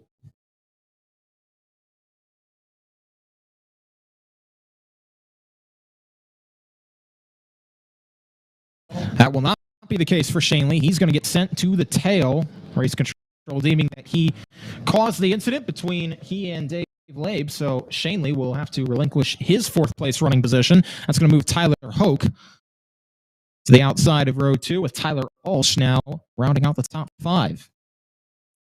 Shanley's going to have to go back to about 17th or 18th.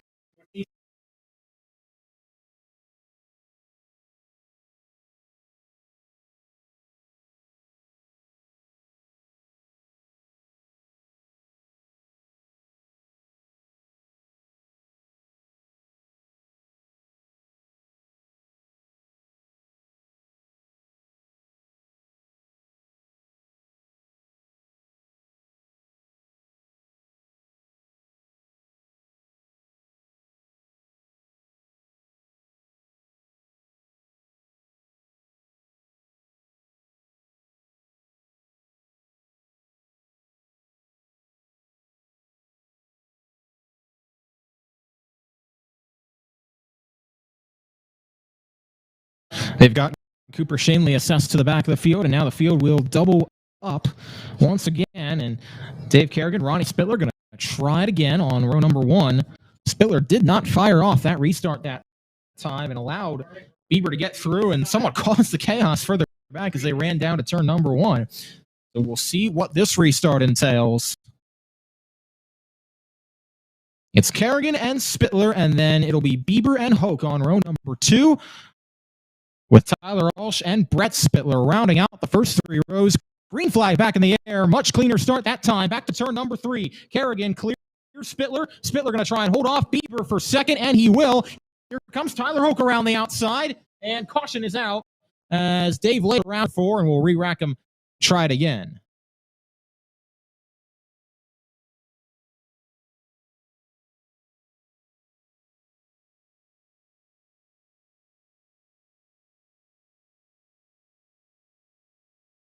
So Dave Kerrigan keeps getting away cleanly, but further back it is everybody else scrapping for that 2nd through 4th through 5th position.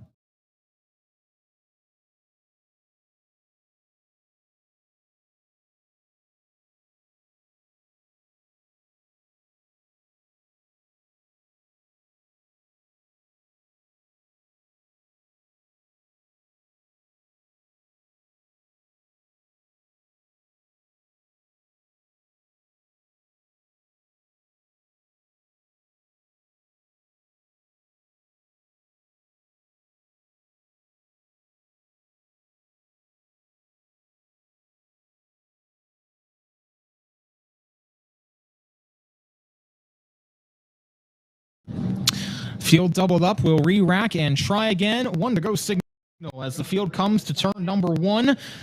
And Dave Kerrigan, he's been able to get away on each and every restart to this point. Will that be the case on this one? We try it again. 8 laps in the books, 12 to go. Green flag in the air. Brett Bieber pushes Dave Kerrigan off to turn number 3 and nearly pushed him around as it came to the center of the corner. Kerrigan hangs on. Bieber through to 2nd. Tyler Ulsh on the inside of Ronnie Spittler through to the 3rd spot. Tyler Hoke gets a big run off the exit of turn 2, and we got another crash further back. 3 cars tangled up in turn 1 near the back of the field. Cooper Shanley is one of them in the 73, the 76 of Chase Bixler, and the 14C of Carter Wyatt are all collected. And with that caution, we will now go to single file restarts, and that might be the best thing that Dave Kerrigan could have asked for. You won't have to worry about having Ronnie Spittler or anyone else on his outside. Spittler will once again take over the second spot as we did not complete a green flag lap, so he will get to retain that position. Bieber will be third, Hoke will be fourth, Ulsh will be fifth.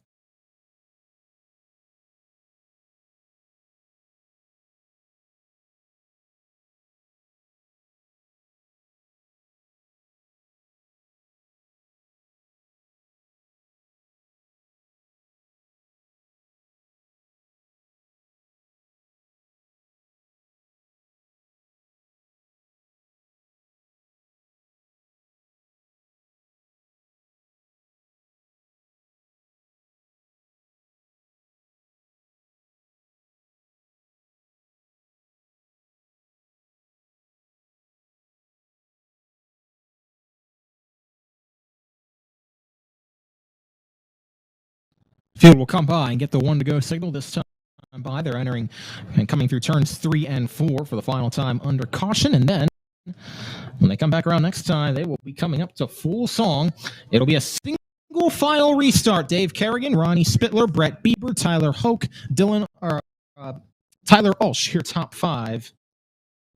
Singled up and ready to rock.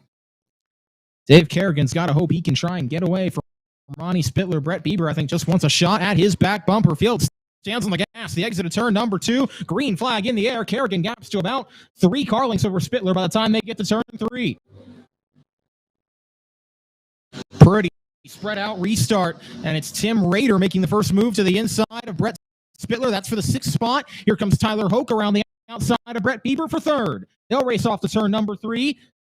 Battle for the position. Chuck Ware's off the pace further back. Meanwhile, battle for 2nd. Here comes Bieber inside Ronnie Spittler. Caution comes out as, once again, Chase Bixler and Carter Wyatt have tangled in turn numbers 3 and 4.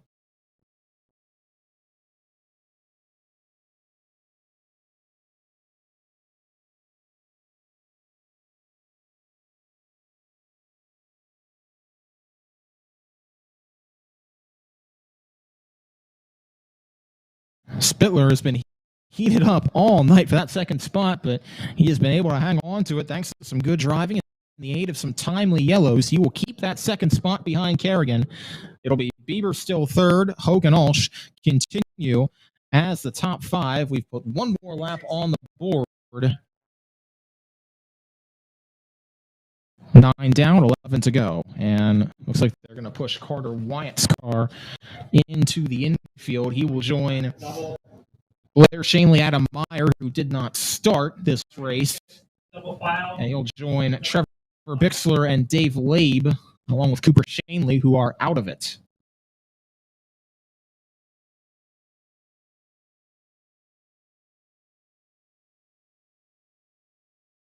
Field will get doubled up as they got a lap in.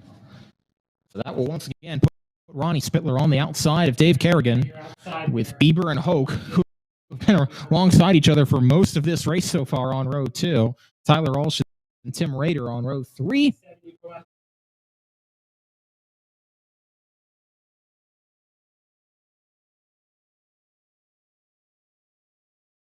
One to go signal as Carter Wyatt's car gets towed off in turn number 3.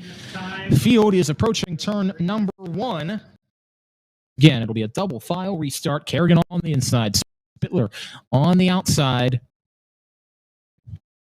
And here we come. The exit of turn number 2. They come to the cone. They come to the start zone. Green flag. Kerrigan clears to turn 3. Bieber's going to try to do the same, and he will. It's a 3-car battle now for 2nd as Tyler Ulsh got a great run through 3 and 4. He'll come to the inside of Bieber for 2nd and clear. Tyler Ulsh from 5th to the 2nd position. Tyler Hoke trying to make a big move on the outside. Got a good drive off turn 2. He gets alongside Bieber for 3rd, and now he's going to try to make the move happen on Ulsh for 2nd. 3-car battle for position number 2. And Hoke's going to get around the outside and take over P2 from Tyler Ulsh. Brett Bieber still trapped inside of Tyler Ulsh's car. Ulsh doing a nice job pinching him down there, keeping him from getting a good drive off. Ulsh will clear at the exit of turn 2. And now the question becomes, can Tyler Hoke find a way to run down Dave Kerrigan with 8 laps to go. Not that lap by Kerrigan. Open up the gap by about 0.2 of a second. Battle continues side by side for third spot as they come down the back straightaway. Tyler Walsh on the outside, Brett Bieber on the inside. Yellow flag is out as the 36 of Myron Moyer has gone around, and that's going to give us another shot at a restart with 8 laps to go. So it was Tyler Walsh who had a blinding restart, making his way from 5th up to 2nd. But then it was Tyler Hoke who made the big move, as he has on a lot of these restarts, getting a great drive off turn 2 from the outside line and carrying that momentum all the way through to turn number 3, where he was able to get around the outside of both Brett Bieber and Tyler Walsh. And the big loser in that restart was Ronnie Spittler, who called from 2nd to 5th. That's where he'll restart. It'll be Kerrigan, Hoke, row 1, Bieber, row 2, Ronnie Spittler, Josh Wyatt in row number 3. 1 to go signal. Field going to come to the backstretch start zone. Green flag back here. Kerrigan stands on the loud pedal. Can he hold off Tyler Hoke on the outside this time by? He will clear. Hoke and Walsh left the battle for 2nd. Walsh on the inside. Hoke on the outside. They'll race down the back straightaway. Battle for 4th as well between Ronnie Spittler, who's on the inside, Brett Bieber, who's on the outside. Those two pairs will race side by side through turn 4, and they'll all get it sorted out. Hoke around Walsh for 2nd, Spittler around Bieber for 4th. Bieber going to try and come back and challenge at the exit of turn number 2 for that position. They'll race side by side. Bieber on the side with Spittler on the outside, and Bieber able to clear the center of turns 3 and 4, move the 32 car up to the 4th position. But Dave Kerrigan has gotten away once again by about a second over Tyler Hoke. Hoke running about a lane higher on the track, but not finding a way to make much time. Still having to try to hold off Tyler Walsh, who's really making that inside line work. Everybody now pretty much singled out with 4 laps to go as Dave Kerrigan flashes under the flag stand. Tyler Hoke in 2nd, Tyler Walsh in 3rd, but neither able to mount a challenge for the time being. Brett Bieber runs 4th. Ronnie Spittler rounds out your top 5 with 3 laps to go for car number 3. Dave Kerrigan has dominated most of this night, was fastest in practice, won the heat race in commanding fashion, and now as he comes through turns 3 and 4, he's going to see the twin sticks first and is 2 laps away from leading all 20 en route to a feature victory. Battle is really raging on for 2nd. Tyler Hoke on the high side, Tyler Walsh on the middle, Brett Bieber on the inside. They all stay the way they were running for now as the white flag is in the air for Dave Kerrigan. 1 lap to go. He's going to come down the back straightaway. And last year's champ runner-up is going to make the first statement of 2021 and pick up the first twin checkers of the season. Dave Kerrigan wins in the All-Star Slingshots on opening night. Tyler Hoke comes home 2nd. Tyler Walsh in 3rd. Brett Bieber and Ronnie Spittler round out the top 5. Josh Wyatt will come home 6th, followed by Tim Rader, Brett Spittler, Joe McCardle, and Austin Webster rounding out the top 10. But it is Dave Kerrigan coming out on top for the victory on opening night at Linda Speedway.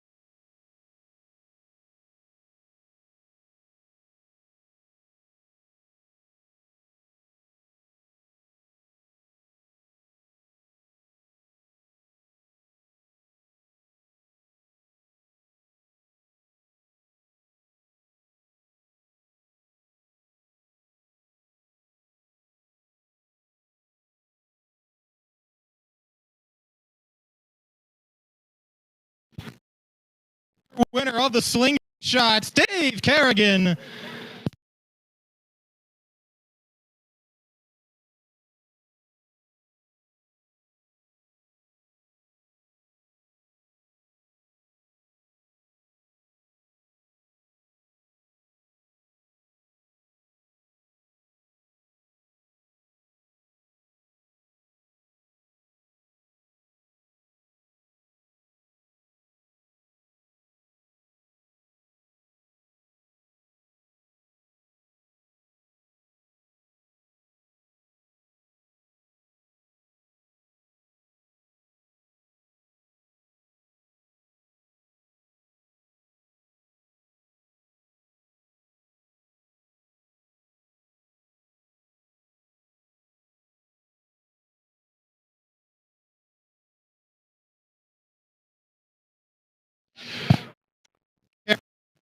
Tonight, and move under here. All right. Your winner tonight in the Slingshots, and you made it look pretty easy down there. I know it wasn't, but you had to endure a lot of restarts. You were able to keep your way out in front, really uncontested most of the night. Was this a statement for a potential championship run here in 2021? I sure as hell hope so. I mean, last year, Brett, got the better of me. He's a good driver. But we put a lot of work into it this offseason, and yeah, I mean, I'd like to think we're going to be tough every week. Well, you strike the first shot across the bow this season. Who do you got to thank for this victory? Well, first and foremost, Lance Hoke, he owns this car. I got so many great sponsors, so many great friends that just help me out, help me keep new tires on the car. Jeff and Larry, they're always there for me too, drinking my beer. But no, they do a lot of good work for me, and I appreciate everything they do. And of course, my fiance Lisa, who lets me do what I love to do. Well, you get to take home the first checkered flag of 2021. How does that feel? Whew, it feels good, man. It's always nice to get one off your back early, and then it just kind of feels like, you can kind of breathe a little bit early, but feels great. Awesome. Congratulations to your winner, Dave Kerrigan in the Slingshots.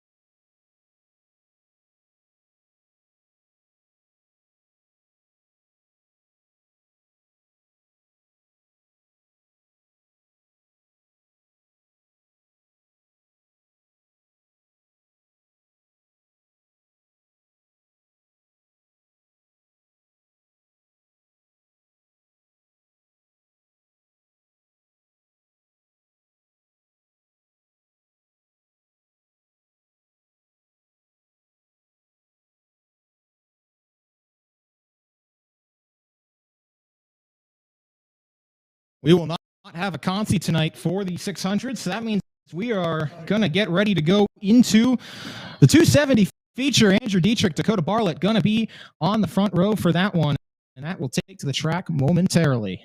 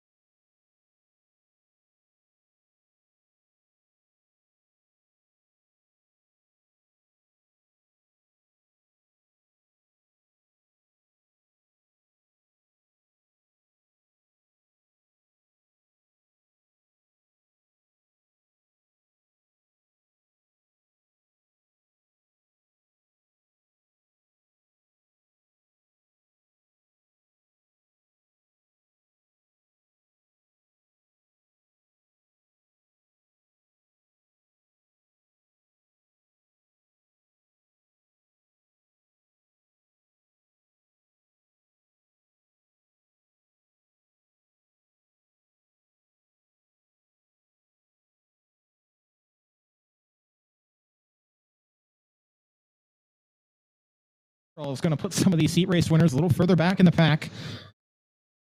Gibble and Skias both on row 3. And Andrew's third in his heat race starts on the pole.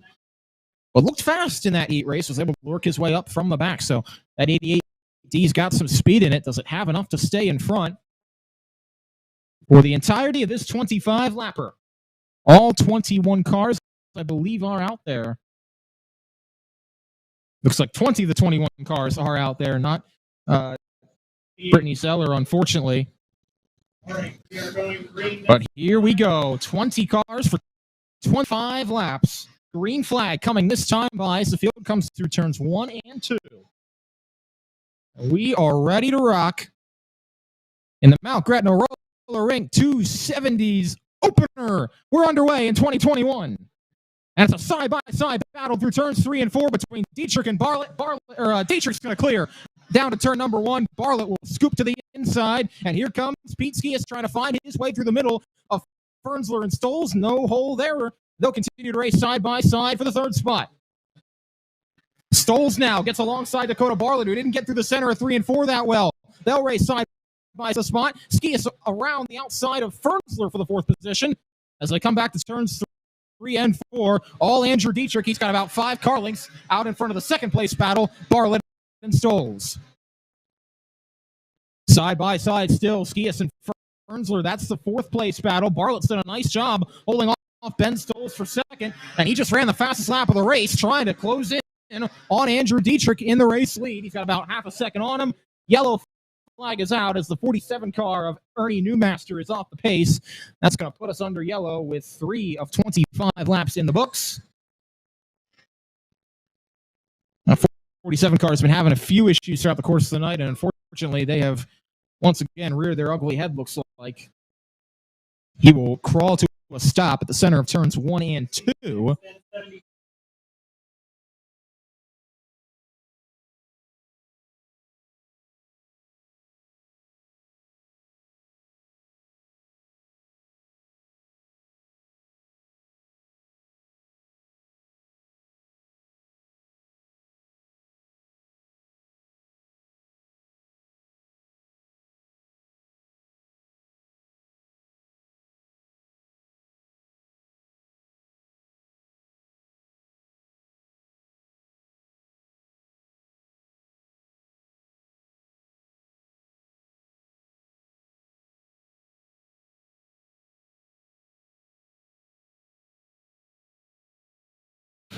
Single file restart for the 270s here with 3 laps in the books. Andrew Dietrich will start from the point. Dakota Bartlett will have a clean shot at him from the second spot.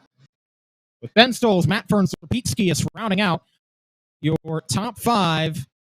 3 laps in the books. Everyone goes around the cone, and we are back underway. Skias makes the first move inside Fernsler for 4th. And he's not just going to get inside Fernsler. He's going to get inside Stoles for 3rd, and he's going to have a peek on the inside of Bartlett through the center of turns 1 and 2. Dakota closes the door.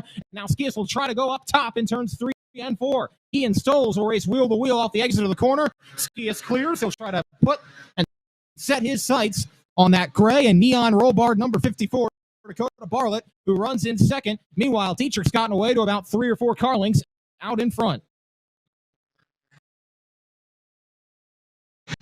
Mike Boyer's gotten his way past Nate Gibble for the 6th spot. Brian Heist is off the pace further back. Looks like he's going to have to pull that car up into the pit area. Dakota Bartlett is closing. Just ran the fastest lap once again. And it seems like a couple of laps into a run, that car really starts to come to life. Bartlett on the inside trying to get a wheel alongside Andrew Dietrich. Nothing doing for the time being. Bartlett hugging right next to those infield Tylers.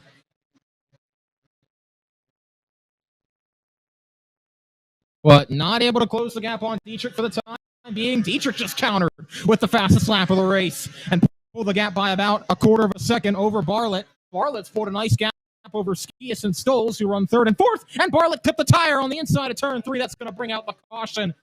Dakota Bartlett was running right next to those tires, making time on the inside, and he got a little bit too close to the 3rd one at the entrance of turn number 3 and goes around. Tough break for Bartlett That's going to move Pete Skias through to the runner-up spot and right to the back bumper of Andrew Dietrich. Stoles, Fernsler, and Boyer. Few of the top finishers in points last year will find themselves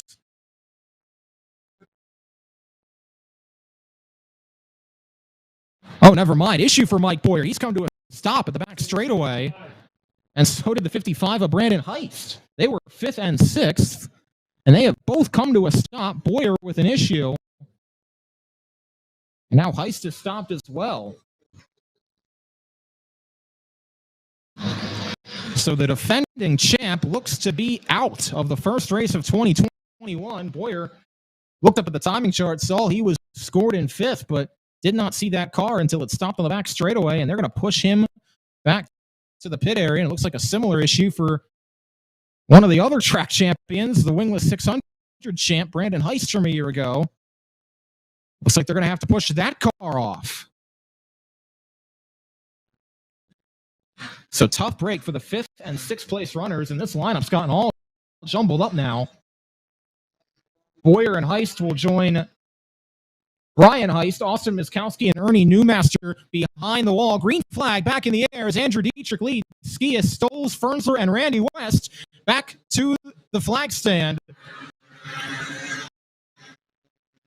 With 9 laps in the books and 16 to go, and Dietrich able to hold about a car length advantage over Pete Skias through turns 3 and 4. Skias, good drive to the inside. They'll race side by side under the flat off turn 4. Dietrich trying to slam the door, not going to do it.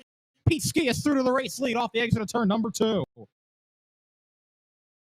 Masterful move on the inside from Skias to get past Dietrich for the race lead. Now Ben Stoles will try to set his sights on the 88D and get his way through. Randy West is up to the 4th spot. Nate Gibble runs in 5th.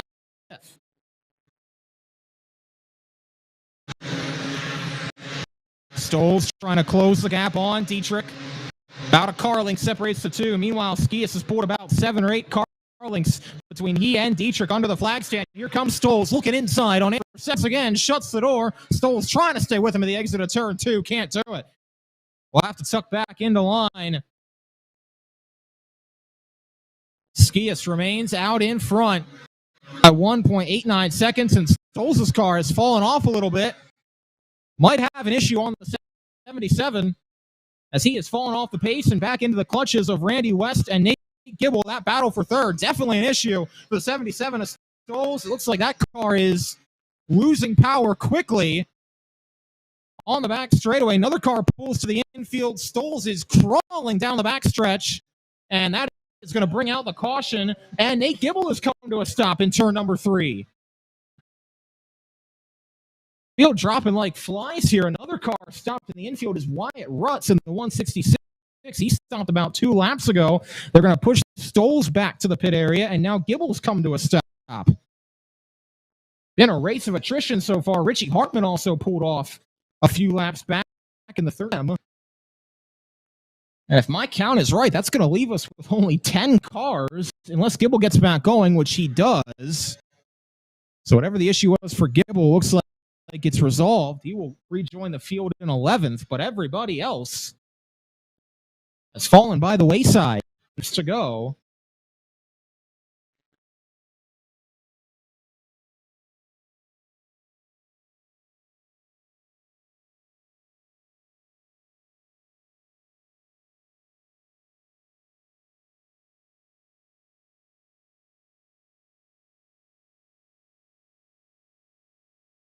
Looks like whatever the issue was for Wyatt Rutz, they got him pushed back, and he drove back to the pit area at the exit of turn number 2 under his own power.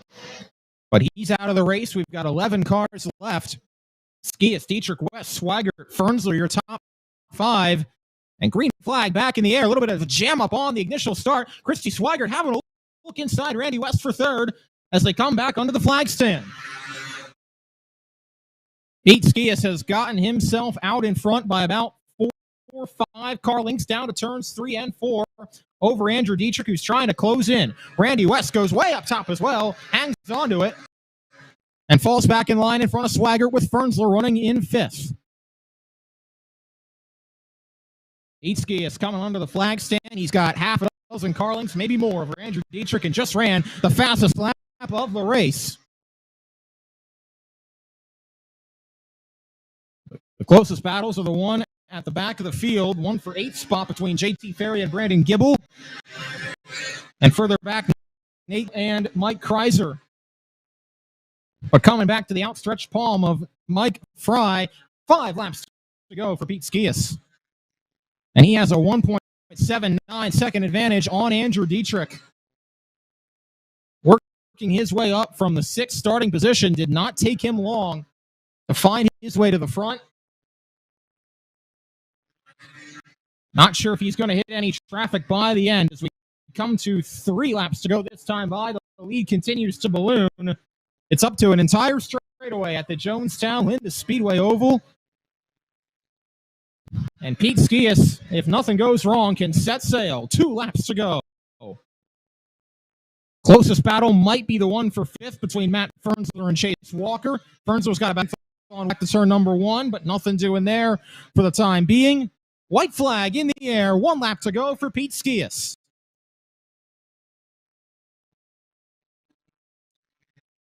He is going to find his way through turns 3 and 4, and he's going to find the first twin checkers of the Mount Gretna Roller Rink 270 season. Pete Skias wins over Andrew Dietrich, Randy West, Christy Swallow 4th ahead of Matt Fernsler, Chase Walker, Dan Boyer, JT Ferry, Brandon Gibble, Mike Kreiser, and Nate Gibble, the 11 finishers. Pete Skias is your winner tonight in the Mount Gretna Roller Rink 270 Micro Sprint Opener.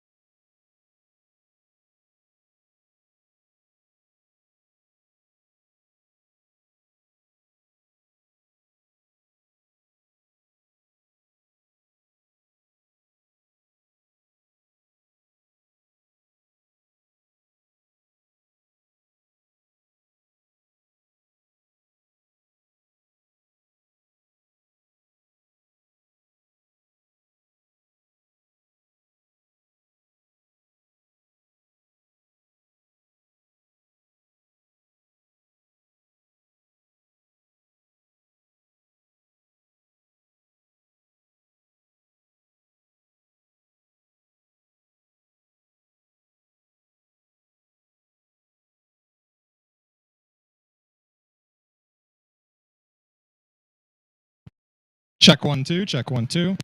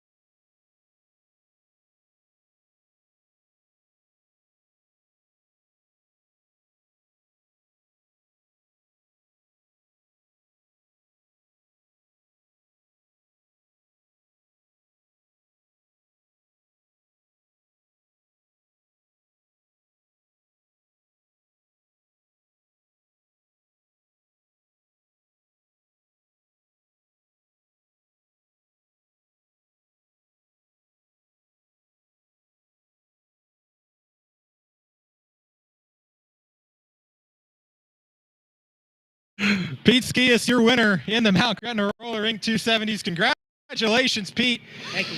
That was the drive of a veteran right there. From 6, you bided your time, got your way to the front, and once that thing got in the wind, you couldn't be stopped. Yeah, we had a good race car tonight. That Viper car was one rail pretty much.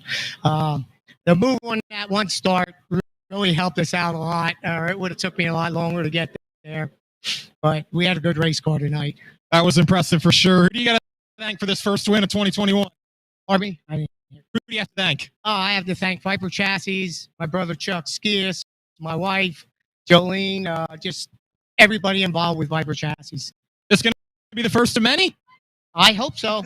We'll have to see. But Pete Skias, he takes the first checkered flag of 2021 in the 270s.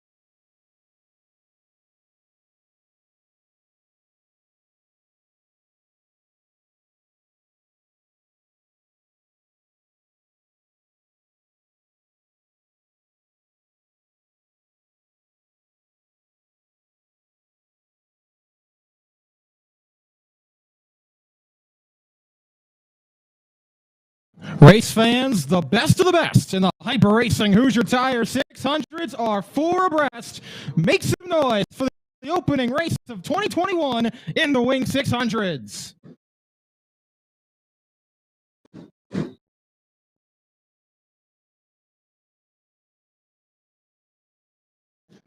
the lineup's going to go something like this.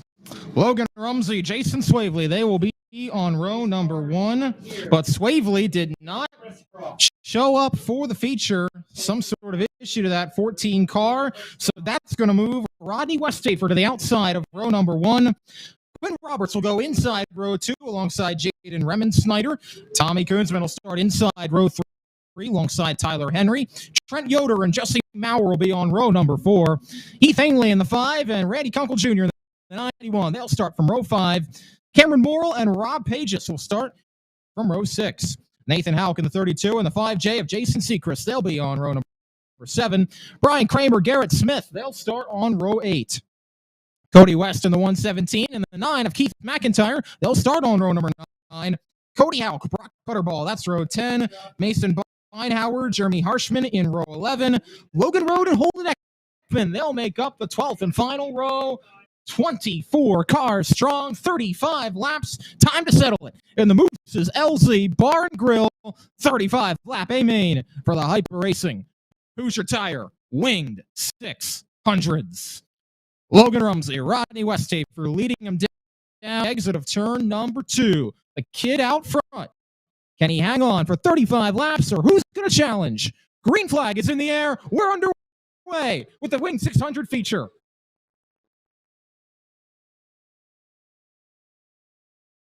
Rumsey away to the point, Roberts away to second, and Westafer falls back into third with Tommy Koonsman back in fourth. Koonsman trying inside work on Westafer, who goes inside Roberts. Rumsey's got about 4 car lengths as they come to the exit of turn number 2. It's a dog pile behind. Battle for second is on. Quinn Roberts on the inside. Rodney Westafer on the outside. They'll crisscross the exit of turn number 4, but Westafer can't get back to the inside. He'll try it again in turn number 1. They'll race side by side off the exit of turn number 2, and Westafer gets the spot. Here comes Koonsman diving into turn number 3, and he's going to make the move happen on the inside of Quinn Roberts for the 3rd spot. Koonsman through to 3rd. Heath Ainley, Jaden Remensnyder, they race side by side for 5th. Logan Rumsey's got about 8 car lengths on 2nd place Rodney Westafer as they come under the stripe with 4 laps in the books. 1 car sideways further back. Harshman hangs onto it, and it won't be long before Logan Rumsey gets his way into the back of this hornet's nest. He's about half the back straightaway away from catching the first car, Logan Road, as they come by to complete lap number 6. Tommy Koonsman trying to close down and chase in Rodney Westafer. That for the 2nd spot, about 2 car lengths except them as they come back down the back straightaway, and Logan Rumsey is about to get into some heavy-duty lap traffic. As mentioned, he'll have to maneuver around the Logan Road on the inside. Going to try to do that as cleanly as he can and get through 8 laps now in the books. Clean and green so far. Koonsman trying to find his way inside Westafer. Still nothing doing. Whole hornet's nest right in front of the race leader, Logan Rumsey. Holden Ekman, Mason Beinhauer, Jeremy Harshman not given much of an inch. Rumsey able to clear past Harshman. He's through that car. Westafer's closed in lap traffic, but only down to about half a dozen car lengths. Rumsey to the inside of Eisenhower. That's the battle for lead. Rumsey in some heavy-duty lap traffic. Holden Ekman side by side. Brock Putterball on the outside. Rumsey able to get around Putterball, and now he'll go to work on the 11H. About 4 lap cars in between Rumsey and 2nd place Westafer, who's closed into about a 2nd and a quarter, and not letting him get away either. That's the 3-car battle. Rumsey now has 2 lap cars in between he and 2nd place Westafer. Rumsey will get to the inside of Ekman, clear past him. Now he'll go to work on Keith McIntyre. While Tommy Koonsman has worked his way past Rodney Westafer at the exit of turn number 2. So move TK through to the 2nd spot. 3 lap cars separate him and Rumsey. About a 2nd and a 10th or so And Koonsman trying to find his way, blocked in behind Eisenhower and Ekman. They're side by side in front of him. That's going to open the door for Rumsey to get away as Koonsman does a nice job slicing under in lap traffic to get through and clear everybody. Now no lap cars in between Rumsey and Koonsman. It's about half a dozen car lengths back to turn 3 with 16 laps now in the books. All clean, all green. Logan Rumsey up to the back bumper of Cody Houck. That's the next car. He'll come to lap. Little less heavy duty behind him, but Tommy Koonsman is closing the gap at a 0.7 of a second. By the time they get off the back straightaway, it might be a car length. We've got a caution and a big fire at the exit of turn number 2 on Rodney Westhafer's car. Something expired big time on that number 44 as he was running in third. Little flyer is out, and Westhafer is out of the race.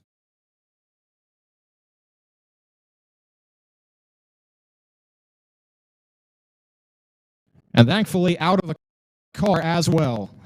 Tough break for Rodney Westhafer, who ran most of the early part of this race in the second spot before being passed by Tommy Koonsman, but something expired big time on that number 44 machine.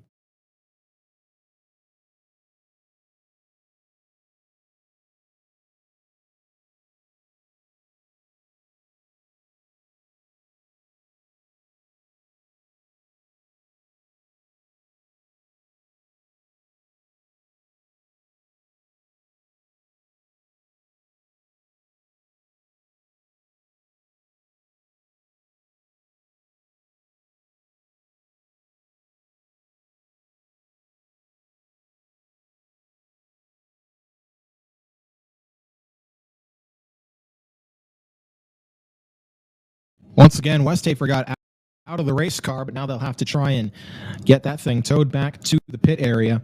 Yellow lights come back on, and the field will begin rolling once again under caution. And this is going to give now Tommy Koonsman an opportunity right up with Logan Rumsey. He had really closed in lap traffic. Now he'll get to close right to the back bumper. Quinn Roberts will inherit the third spot. Jaden Remensnyder will be fourth, and then Heath Hanley will round out the top 5 once we sift through all the lap cars.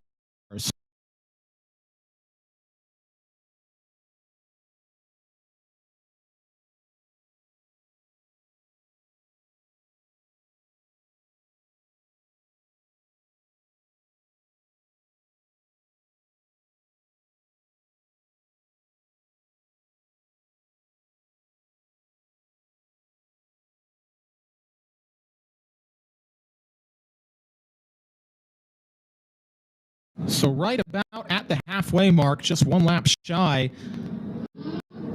of half race distance. We're going to get a little bit of a reset here after a frantic opening 17 laps in which Logan Rumsey got away nicely in clean air. When he got the traffic, it was Koonsman able to really close the gap. What's going to happen here over this second half? And certainly we'll have to see if Koonsman's got anything now that he's up to the back bumper of Rumsey. And will anyone else be able to take advantage? Quinn Roberts in the third spot with team car Jaden Remensnyder in fourth and Hanley fifth, and Trent Yoder, Jesse Maurer, Tyler Henry, Rob Pages, and Brian Kramer. They round out your top 10.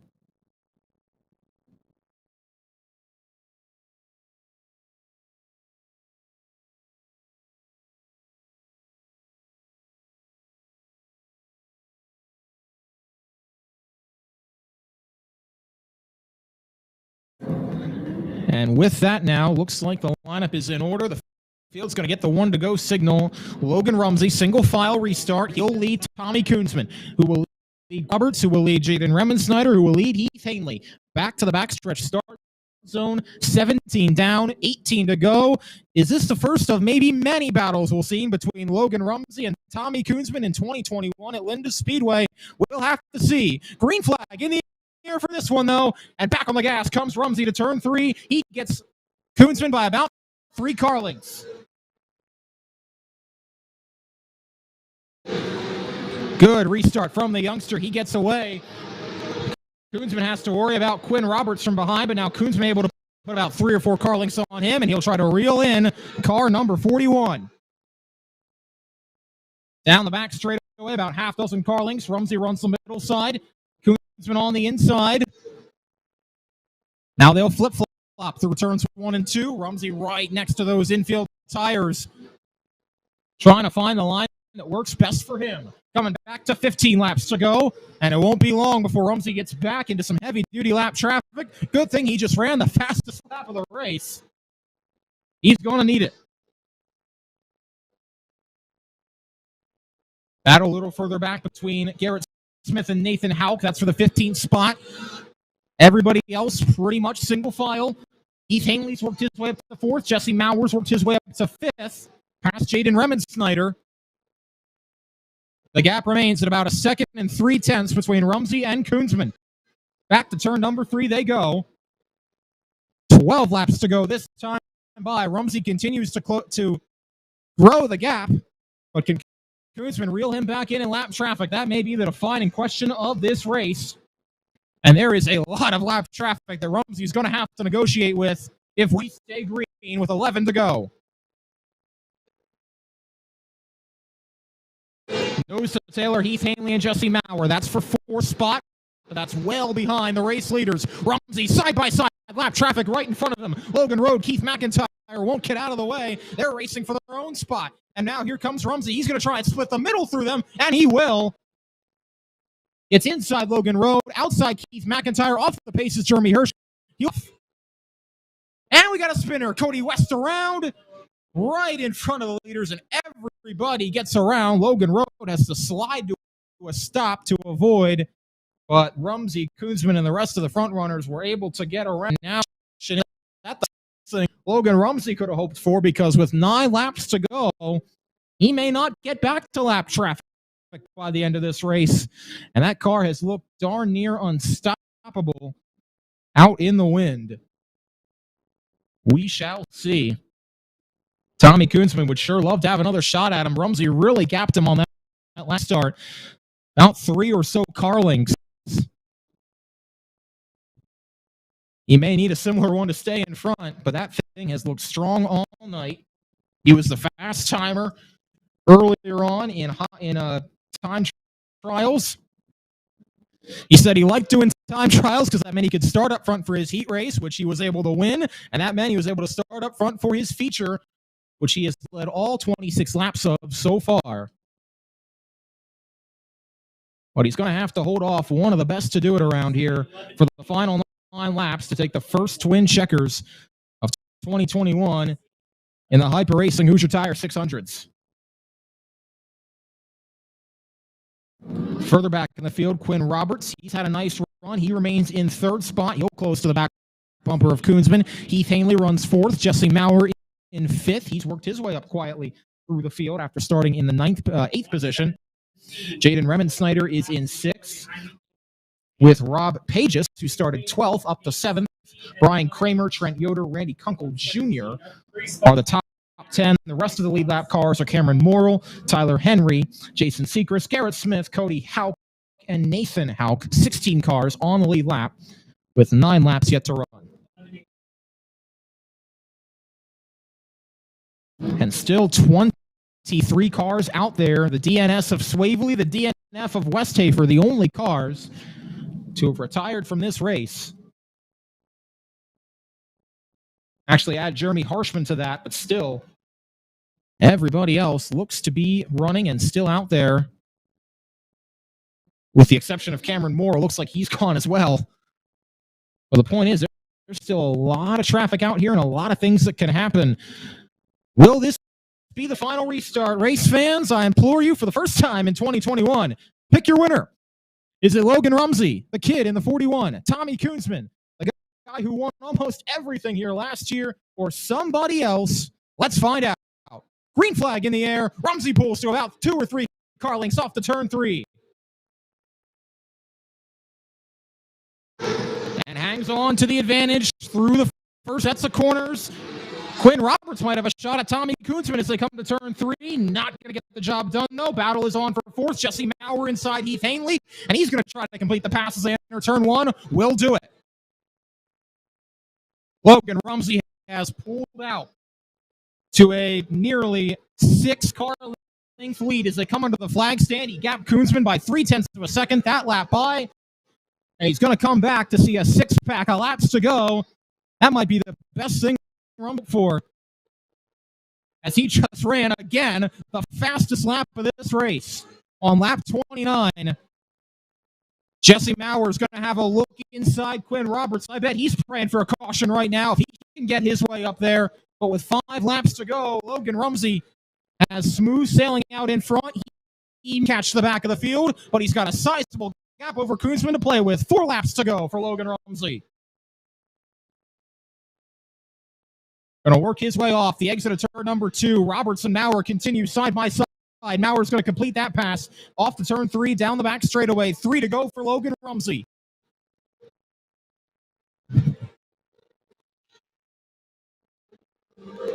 A lot of these drivers have day jobs. Logan Rumsey spends his days on iRacing when he's not racing, and perhaps that experience is paying off tonight. 2 laps to go, and he's now put a lap car in between he and Koonsman.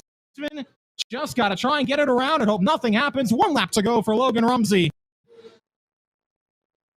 And as he comes off turn number 2 and through the final sets of corners, he is going to go wire to wire. Logan Rumsey wins the Moose's LZ Bar and Grill A-Main on the opening wing night at Linda Speedway. All 35 laps led, had to withstand some challenges, but got the job done. Logan Rumsey, your winner in the 600s.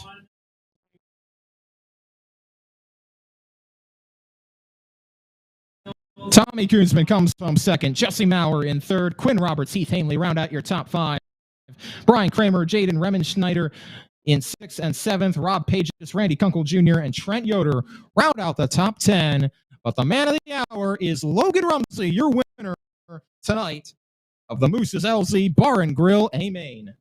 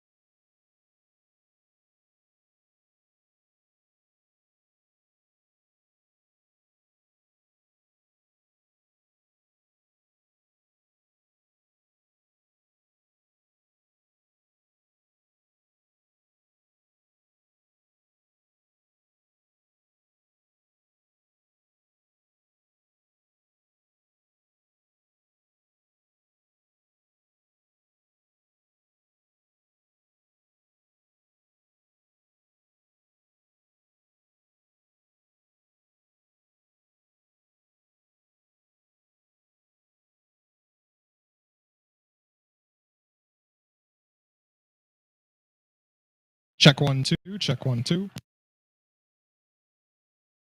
Race fans, give it up for your winner, Logan Rumsey.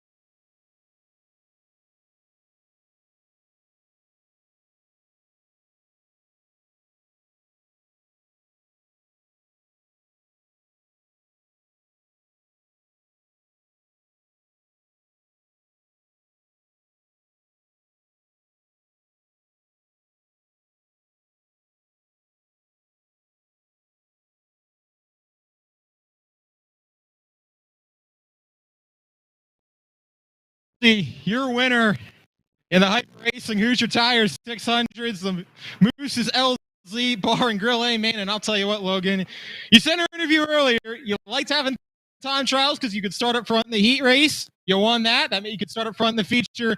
You led all 35 laps. I don't know what you saw, or I don't know what you could see from out there behind you, but able to close in on you in lap traffic. Were you worried at all when you got to those lap cars, and were you glad when you didn't have to deal with it late in the race?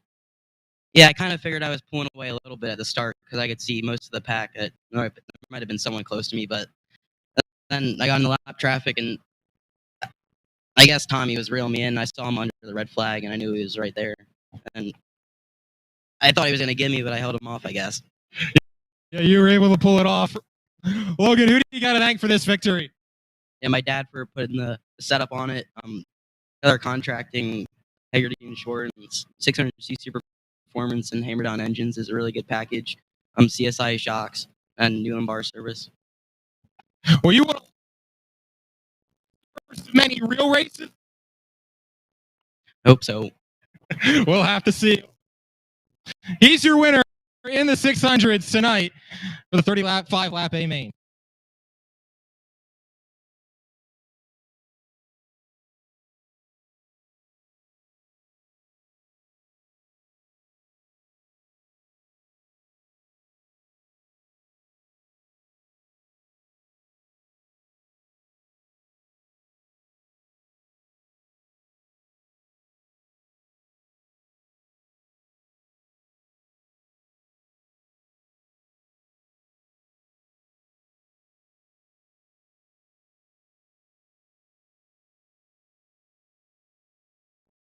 Good. Keith McIntyre, your winner of the A-Class. Keith, you had quite the race out there. It was fun to watch. You had to deal through a lot of traffic further back. Tell me about your race and tell me how you're able to bring it home. Yeah, I mean, it's down on horsepower, a lot smaller wing and everything like that. It was fun to bring it out here. I still had the motor in from Tulsa over the winter, so I figured, why not? And it doesn't compete with an A-Class car. but it was fun. Fair enough. Who do you got to thank for all this? I got to thank my wife, my buddy Hunter, for helping me out in the pits. And that's about it. All right. Congratulations, Keith McIntyre. You're a winner tonight for the 600s.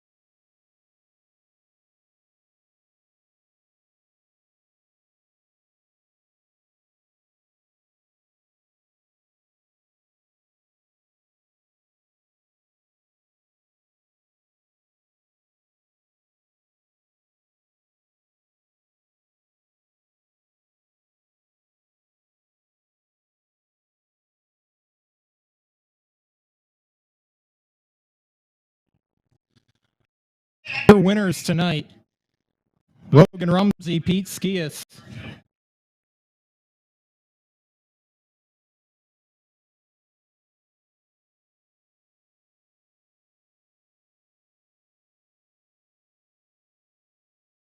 Dave Kerrigan, Pete Skias, and Logan Rumsey, your winners tonight. The opening wing night here at Linda Speedway. We thank everyone for watching the track. We thank everyone for watching or listening at home on the National Racing Network. We will see you next week from Linda Speedway. What promises to be a fun one. We'll have the 270s, the wingless 600s, modified Chargers, and 125s all back in action. But until next time, we'll see you from Linda Speedway. Have a good night, everybody. When you want to be the best, you can't settle for the rest. There's a reason that McConey Setup Shop is trusted by more virtual and real-world tracks and companies than any other setup shop in iRacing. With partners such as Stafford Motor Speedway, the Nashville Fairgrounds Speedway, Five Flag Speedway, Speed 51, and more. When you want something done right, you go to the experts at McConey Setup Shop. With setups available for most series on both asphalt and dirt, built by a team of professional builders consisting of some of the top talents on the service, McConey Setup Shop LLC has what you need to hit the track with confidence. Head over to McConeySetupShop.com and learn why McConey Setup Shop is the official setup shop of Richmond Raceway Esports and is partnered with some of the largest names in virtual and real racing. And remember, at McConey Setup Shop, there are setups, but your victories. I'm Ryan Newman, and since I started with Indiana Donor Network and Driven to Save Lives, I found out that some people think that they can't be an organ donor. The truth is, anyone can sign up to be an organ donor. Anyone? Anyone? Are you sure? Yeah, I'm sure. Anyone can sign up to be an organ donor. So don't count yourself out because somebody's counting on you. Go to driventosavelives.org and sign up today. But my heart's going to you, Ryan. Love that shirt. This Independence Day weekend, kick your party off with a bang. DeWeather Center presents the first annual DeWeather Cares Charity Softball Classic presented by the National Racing Network. The Palmerton Boobies, DeWeather Center Bluecocks, Blue Mountain I-95ers, Pocono Front Platers, Schuylkill County Crackers, Reading Nurses, Catasauqua Blue Tits, and Beltsville Lake Monsters will take the field in Emerald. Find out more on Facebook at DeWeather Center. DeWeather Center, offensively accurate. If there's one thing every car guy hates, it's cleaning the garage. Do you want to take most of the time and hassle out of that job? Then call Zone Garage of Eastern Pennsylvania and New Jersey. Agnes and her crew will have your garage, shop, basement, or even your porch looking great all the time. With unique patterns and designs, plus the ability to incorporate your logo or any artwork, your space will never have looked better. Installation is done in 1 day, guaranteed, and Zone Garage offers a 20-year warranty on the top coat. Their coatings are durable, anti-slipped, and impact resistant. Give them a call at 570-856-6067. That's 570-856-6067 for Zone Garage of Eastern Pennsylvania and New Jersey.